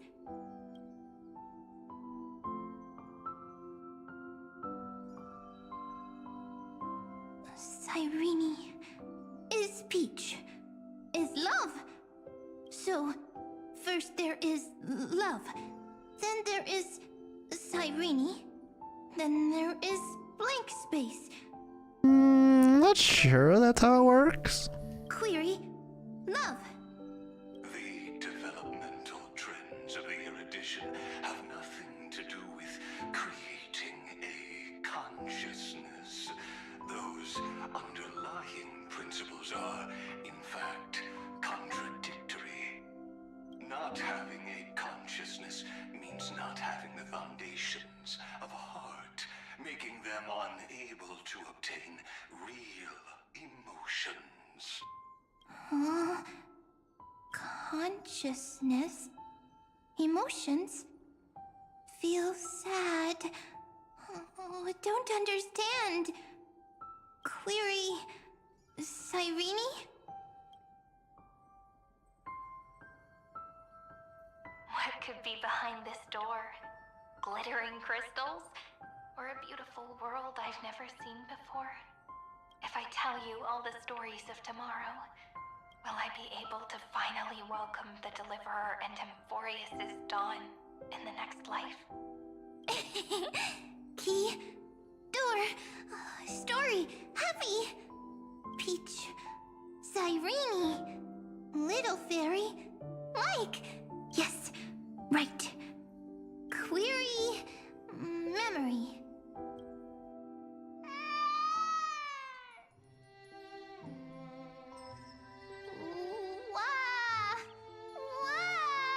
Not sure you needed to do that, bro. Peaches, memories, save, learn. The prophecy's fulfilled. This child is a gift from the gods. Pink hair and those ears. She was born to be the priest of time. Cyrene has pink hair, sharp ears. You shall fade when the flowers bloom, for every ending begets a beginning. Cry, child. Cry aloud. Let your voice reach Oryx. Cyrene is a girl, a priest. Learn. Easy. I can. I learn. Anyway, I don't like tears. But the name Ides Elysiae came from the unpleasant sorrows of the gods.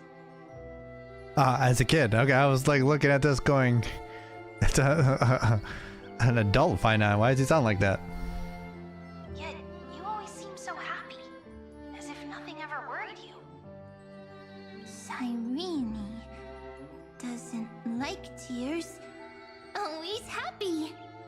Of course, because the world was gentle to me. So, I grew up to be gentle as well. Cyrene is gentle, likes beautiful things, can write stories. Learn. Easy. I can. I learn. Just as the ballad blown on the breeze says, losses are a constant on the flame chase journey. But even if all is lost to the wind, some things won't easily change. Like my height, Treeby's innocence, and Aglaya's beauty. Cyrene, she can't grow up, but she can talk. After all is lost to the wind, she will stay behind. Cyrene is, at the end of every sentence, always laughing, like a little tail. Learn. Simple. Got it. I promise you, the pain will pass in the blink of an eye. All right, let's not make things so gloomy. What we're about to embark on is the true hero's journey. So, come on, cheer up a bit, okay? Cyrene was crying when she was born. Fragile, transparent, like a crystal. Cyrene was smiling when she said goodbye. Soft, pink, like a flower. Darn. Huh. The later memories disappeared? Invisible? Or disappeared? Ah, I got it! Is this a blank space? So, next Cyrene is blank space. Then, as long as there are two Cyrenes, then there will always be blank space, and Peach will always be here. Interesting leap to take. I see! I get it! I get it all! Save. Cyrene's memories. I will preserve them all!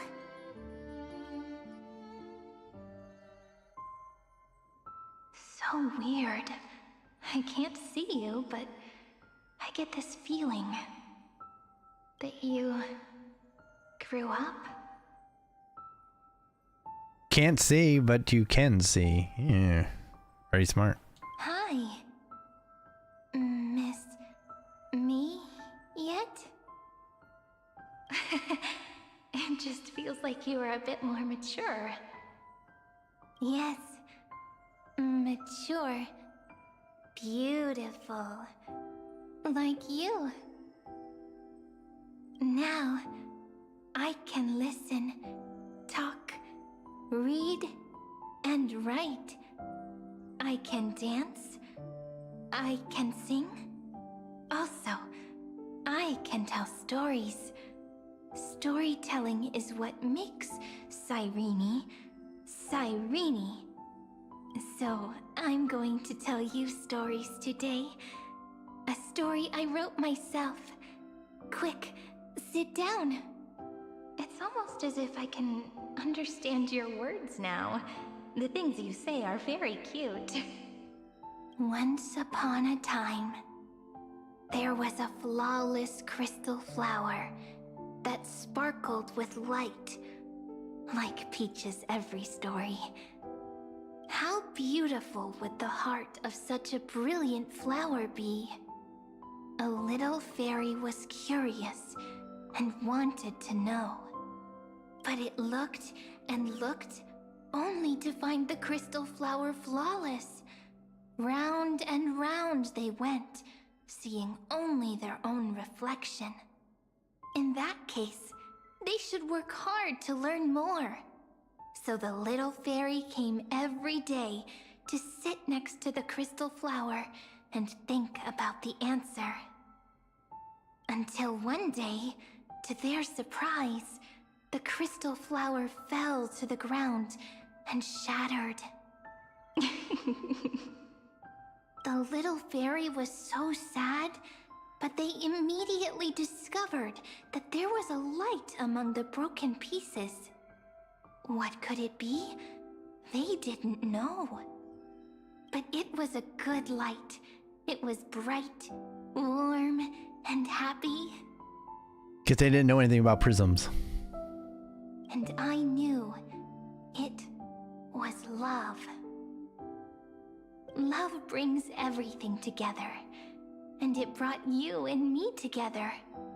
So Peach and I will always be together. What a nice fairy tale. I'm giving it to you. Peach likes beautiful things, can write stories, and can tell lovely tales. I hope to turn it into a story we write together. Okay, then I'll probably make a small adjustment to suit my tastes. I'm thinking that when the flower broke, the little fairy would instead see nothing on the ground. Then it would understand that the flawless crystal flower doesn't actually have a heart, nor does the flower understand what love is. Okay, that's pretty mean. Doesn't have a heart?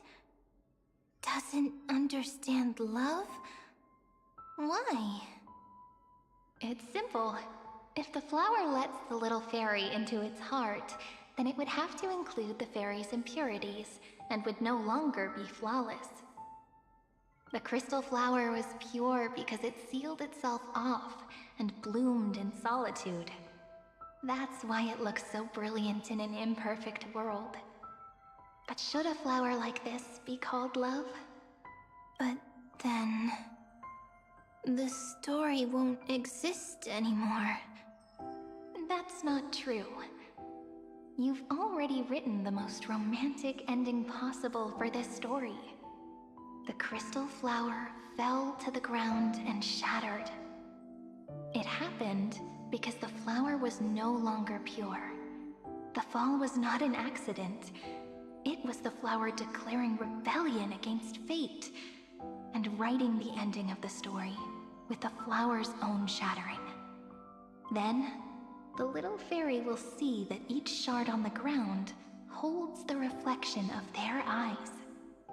Then, in their eyes, the crystal flower that was no longer flawless would finally have a heart, and the flower would finally understand what love is.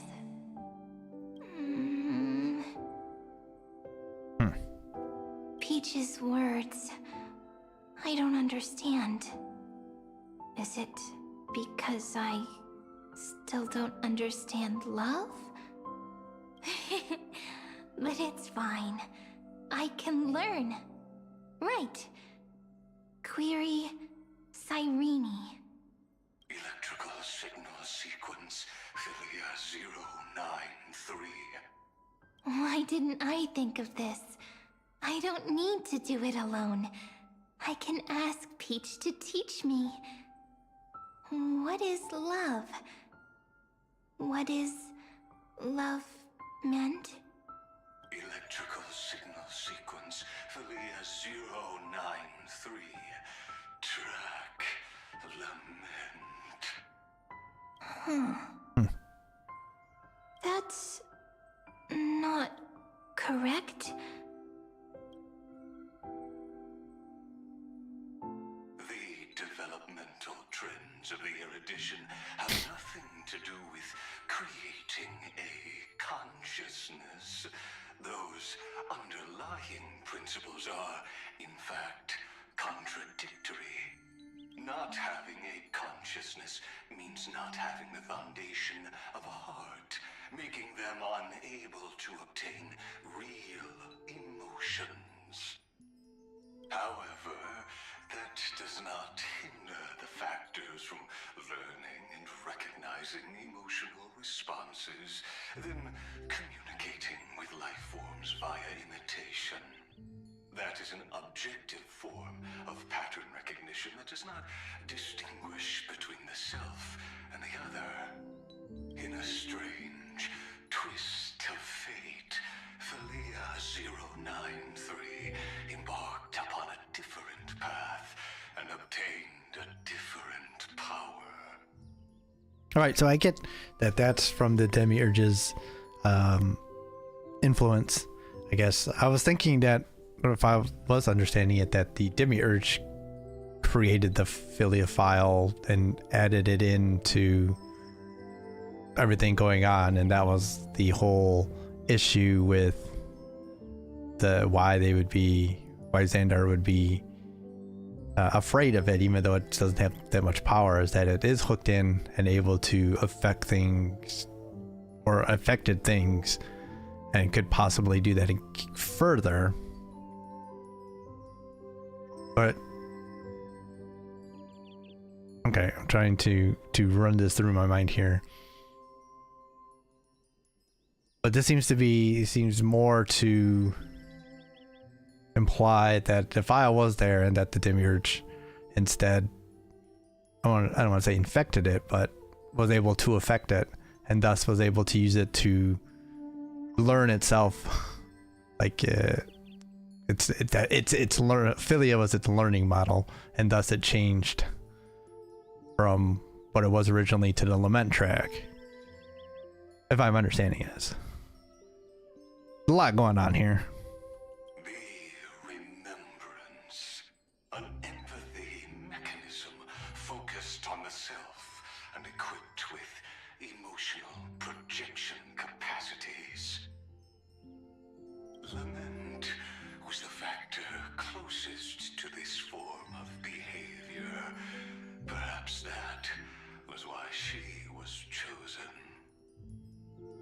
The daughter of Ide Silicii. I am very true to my name. My lament is a type of compassionate pain that is weak, powerless, and only targeting myself. But now, my good friend, I want to tell you that it's the most romantic force in the world. Sometimes, it's loneliness and unease. It's knowing that this world is not gentle, yet wanting to be seen in a more beautiful form by the world. Sometimes, it's unwillingness and regret. It's knowing that the past is full of pain, yet wanting to remember the past in a more beautiful way. And sometimes, it's a bottomless well of hurt, a destruction that can stain the entire world. I bid farewell to this beautiful world, unwilling to become the Black Tide's vessel. For while the end of hatred is a blazing inferno, lament can drown out everything in muted silence. That explains why it was part of the, I guess, rebellion along with Keslana to fight against the destruction. It's so unreasonable, isn't it?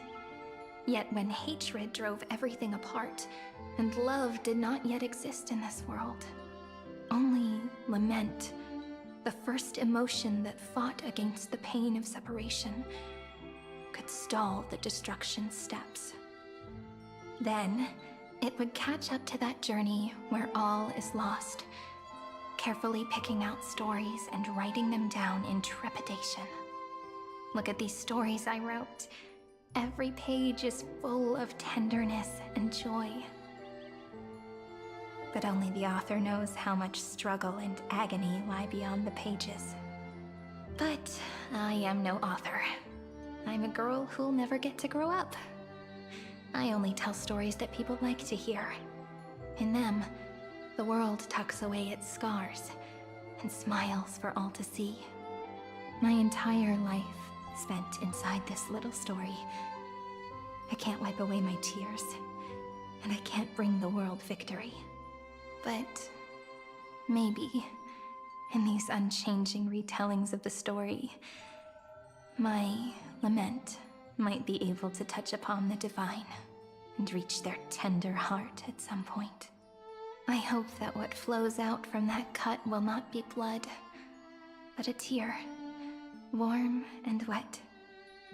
And that tear would fall and create the first ripples. Then, people would see every beautiful thing reflected in that ripple. It'll be all the remembrances within this story. Someone once told the very first me that everything was false. That the only life in Amphorius was a great catastrophe, nurtured using the world as a factor. But how could a dream feel so real? That's why I didn't agree with him. But Peach, I didn't understand a word you said since just now. Everything was false? But you're standing right here. It's all a dream? But I haven't learned how to dream. Indeed. That's why I believe all this is real. The moment the crystal flower fell, that genuine shiver, that's the mover of life. Formatting progress, 23.815%. Way back. In the poem offered to you, every Cyrene would write down a beautiful new world with stars and flowers. And when I looked up at the sky in this cycle, I saw a shooting star and a dash of the remembrances pink. I believed that must be the color of dawn. You shall fade when the flowers bloom. For every ending begets a beginning.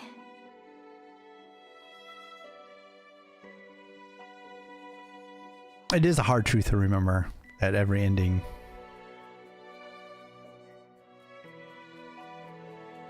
But I'm amending that to almost every ending begets a beginning. I mean, actually, even the final end begets the beginning of nothing. So I guess that'd be true. Still, even in that final sense, you could still think of it that way. Looks like it's time to say goodbye. Are you leaving, Peach? It's okay. I'll wait for you to come back. I'll study really hard about what you taught me today. Right. I still haven't told you what love is.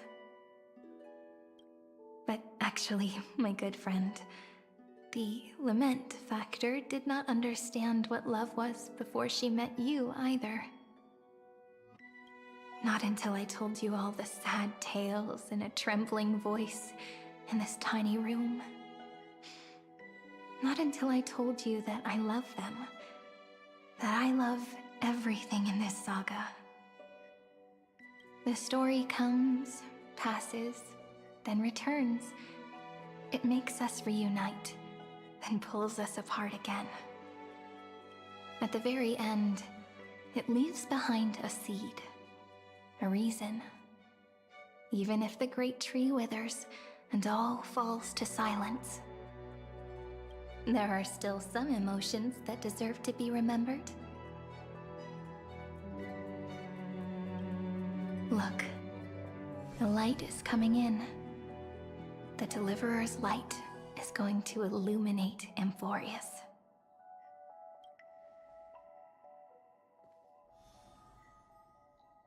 I still don't get it.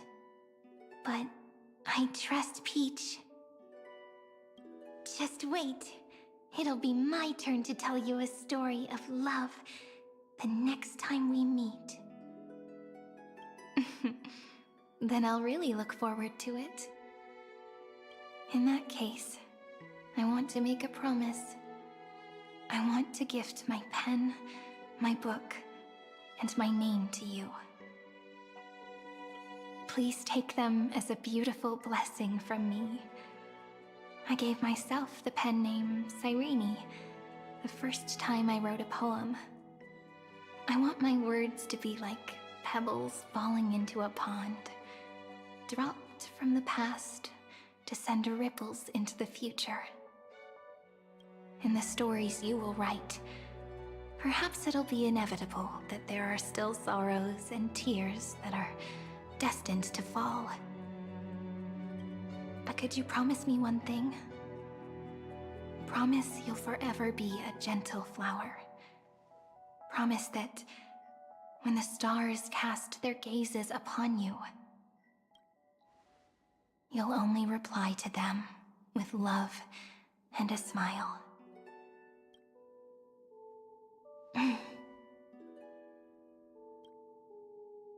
Of course. This will be a romantic story like none that has come before. You think so too, right?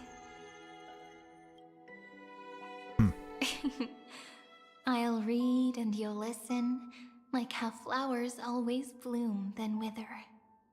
I shall welcome my own decay, becoming nourishment for the next flower's bud, while you will depart and hold that final star, planting a boundless sea of flowers on the final page with her.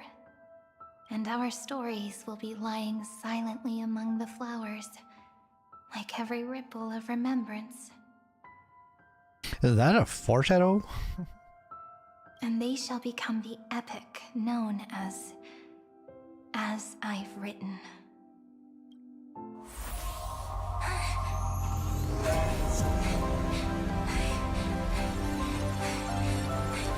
And So my story ends. From here on, it's your story now. Mimi? Mimi? Mem? You are? I am. Who? Mem. Mimi. Mimi? Mem. Gaze, watching, outside, cold. Mem. Mem. Mimi. Mem. You? Warm. Be like warmth. So, the light that tore through the chaos illuminated my memories. I turned into a little fairy from the stories and met you.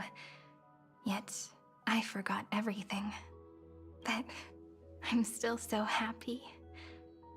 I caught that star, didn't I?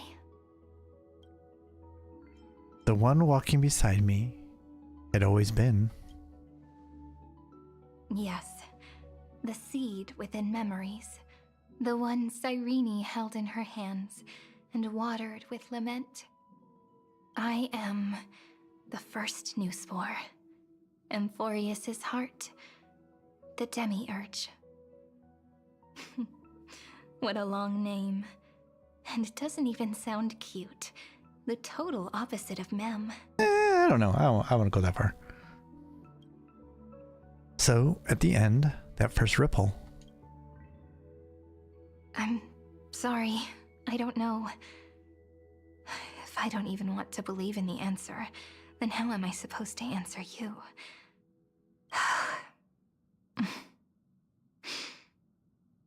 But now's not the time to cry, right? We'll find the answer, just like how miracles will eventually happen. Should I call you Mem? Cyrene? Or... Do you remember that I was also worried about this when we first set out? Mem's memories and Cyrene's memories got all tangled up with each other in my one heart. It's all so strange, yet so familiar. Either way, could you please let me do something I want? Just this once. I want you to call me Cyrene. Okay, I think we can do that. That name represents me and her. Every one of her.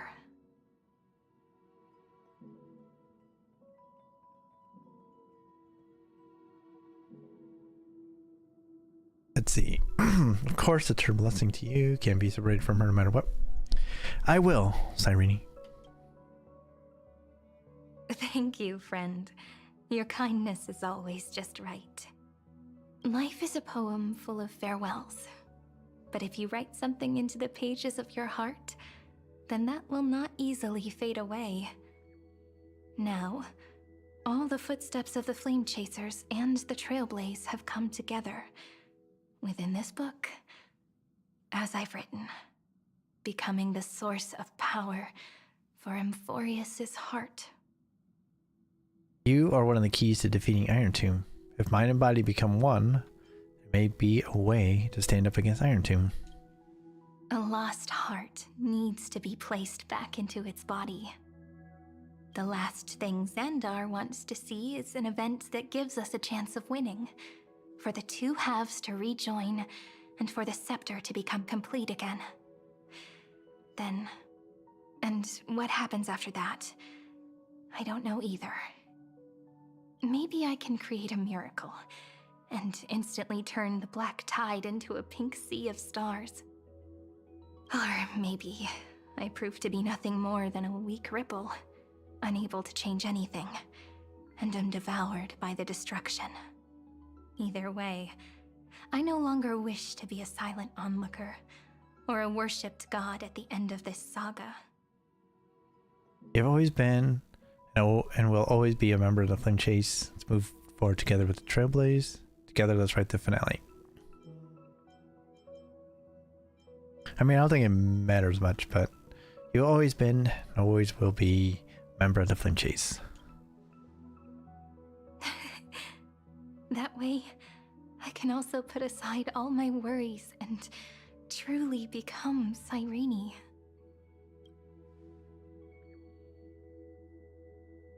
The world has never been so quiet. It's so good. It's as if I can hear the sound of my heart beating.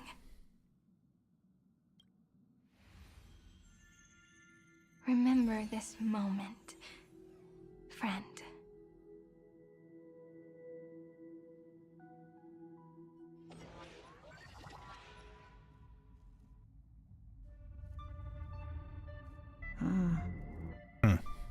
So the Demiurge managed to fool everyone, including themselves. Philia 093 persevered for 30 million cycles and tirelessly gave the Demiurge memories of Amphorius. Only because the god in her dreams left a sliver of hope, making her believe that a grown Demiurge would be able to fight against their other half, Iron Tomb. Then, Philia 093 completed her final sacrifice, turned into a strand of memory, and completely dissipated. Meanwhile, the other Stellaron brought here by the Astral Express resonated with the contaminated scepter and attracted the naive Demiurge to them.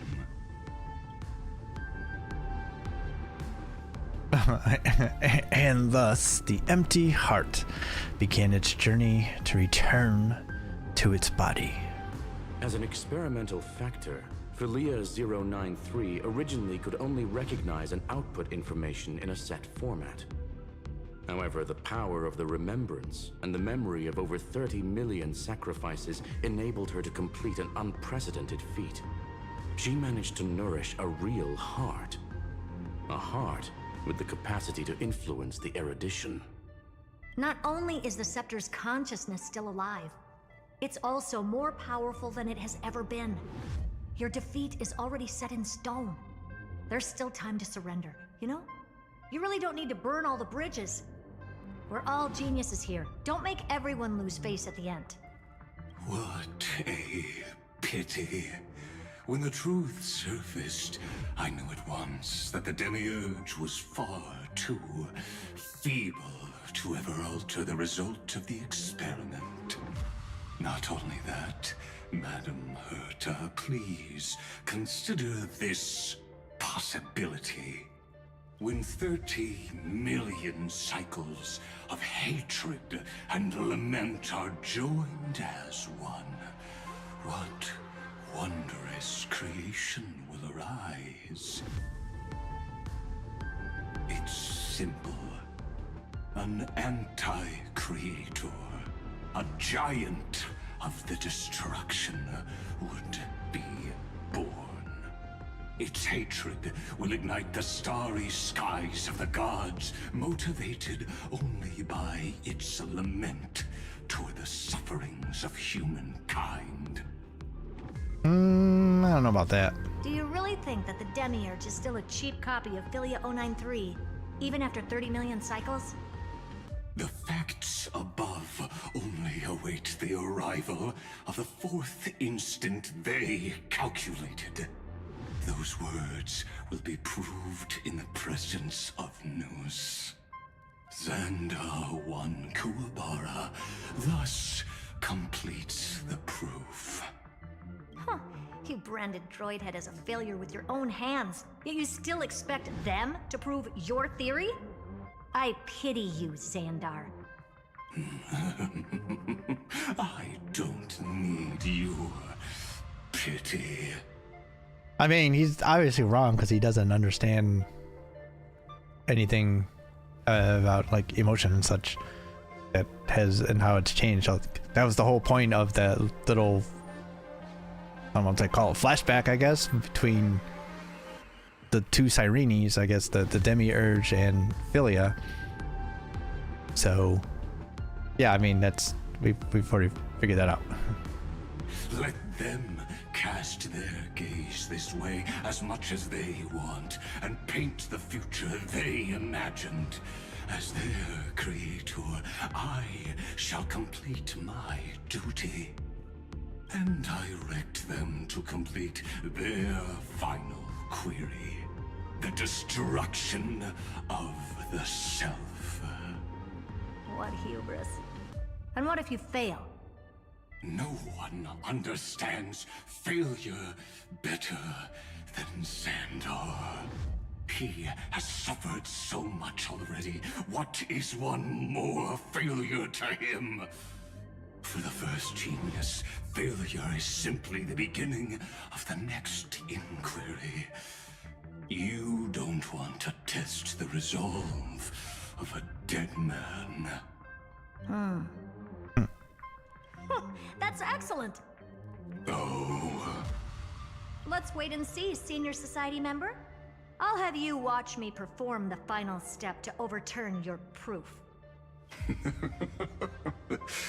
I'm all ears. It's my topic, so stay out of it. Be quiet and let me borrow your head. Let's go, Screwy. We're gonna break Iron Tomb's seal. She's gotten the answers that she needed, I guess, because now her confidence has come back. Come on, let's take off. It's time to go meet your little pet, Senior Society member. Alrighty. That's gonna do it for tonight, because I gotta get some sleep. Also gotta do a little Musume run before I go to bed. But yeah, there's a lot. They're in the point of the story wrapping things up, and there is a lot going on, and they're pulling in a bunch of strands that were kind of off to the side that didn't get any kind of focus, and they're starting to pull those as they've been doing throughout the latter half of this story, making references to things and setting things up. So, you know, you don't really realize that you know anything about it until they start pulling it in, reeling it into the story, and it's all starting to culminate now. So, and of course, part of it too is haven't actually seen all of it. There's the as I written stories that I didn't finish reading, and also the you had access to the OS of it, and they gave us some additional information. We didn't read all of that either, I don't think, but yeah, there's definitely information there to help understand the story. And so, like I said, a lot going on. It's really cool, I think. Still, it's just, yeah, we're starting to get all the complications in, and once you start having time in between, it makes it hard to remember sometimes what's going on. But doing my best, trying my best. Still enjoying it though. So we'll pick this up next time. We'll see when that is. At the very least, it would be next weekend, whether Friday or Saturday. If we have a chance to slip something in during the week, we'll try and do that, but not that likely with all the stuff that's going on. So definitely we'll at least get back to it on Friday, and we'll continue and we'll push on as we do. So we got about 2.5 hours in of it. Hopefully maybe just 2 or 3 more to get the streams to get through. If we do 2.5 like that, then it should be, because they're usually 8 hours, 10 hours. I don't know. So we'll see how it goes. But yeah, thanks for hanging out, watching. Really do appreciate it. Join, of course, that bell button, the notification button, and you can be around notified to know what's going down. Come hang out. At least on the Twitch side. On the YouTube side, you can comment, subscribe, share, all that good stuff. And of course, there's that notification button to help you there. Yeah, so check that out, and you can also check out other VODs that are there. You know, we have do we have all of the full Euphoria story? I think they should all be there now, right? And back into Panacody even should all be maybe further back even. I'm not even sure what what all has been added at this point. Some of those may be scattered. I might have to pull them into the playlist, but definitely have a bunch of the story of the game if you need to catch up or want to see some of that stuff. So so that's there. A bunch of other stuff too. I gotta put the rest of the Unicorn Overlord playthrough up. I only put the first couple episodes. We have a full playthrough. It's a bunch of episodes, like 50 something. So at some point I'm gonna have to do that. But yeah, there's also links in the description to Twitch and social media, so check that out. And on the Twitch side, links to YouTube and social media in the panels, in the profile, in the chat, ! YouTube, ! Socials. Perfect. All right. So I'm gonna get some sleep. Get ready for the weekend. Hopefully y'all are doing well out there. Stay well, stay safe, stay good, stay healthy, stay fresh. I will catch you all next time for more of this story. So y'all be good. Be safe. Adios for now, everybody.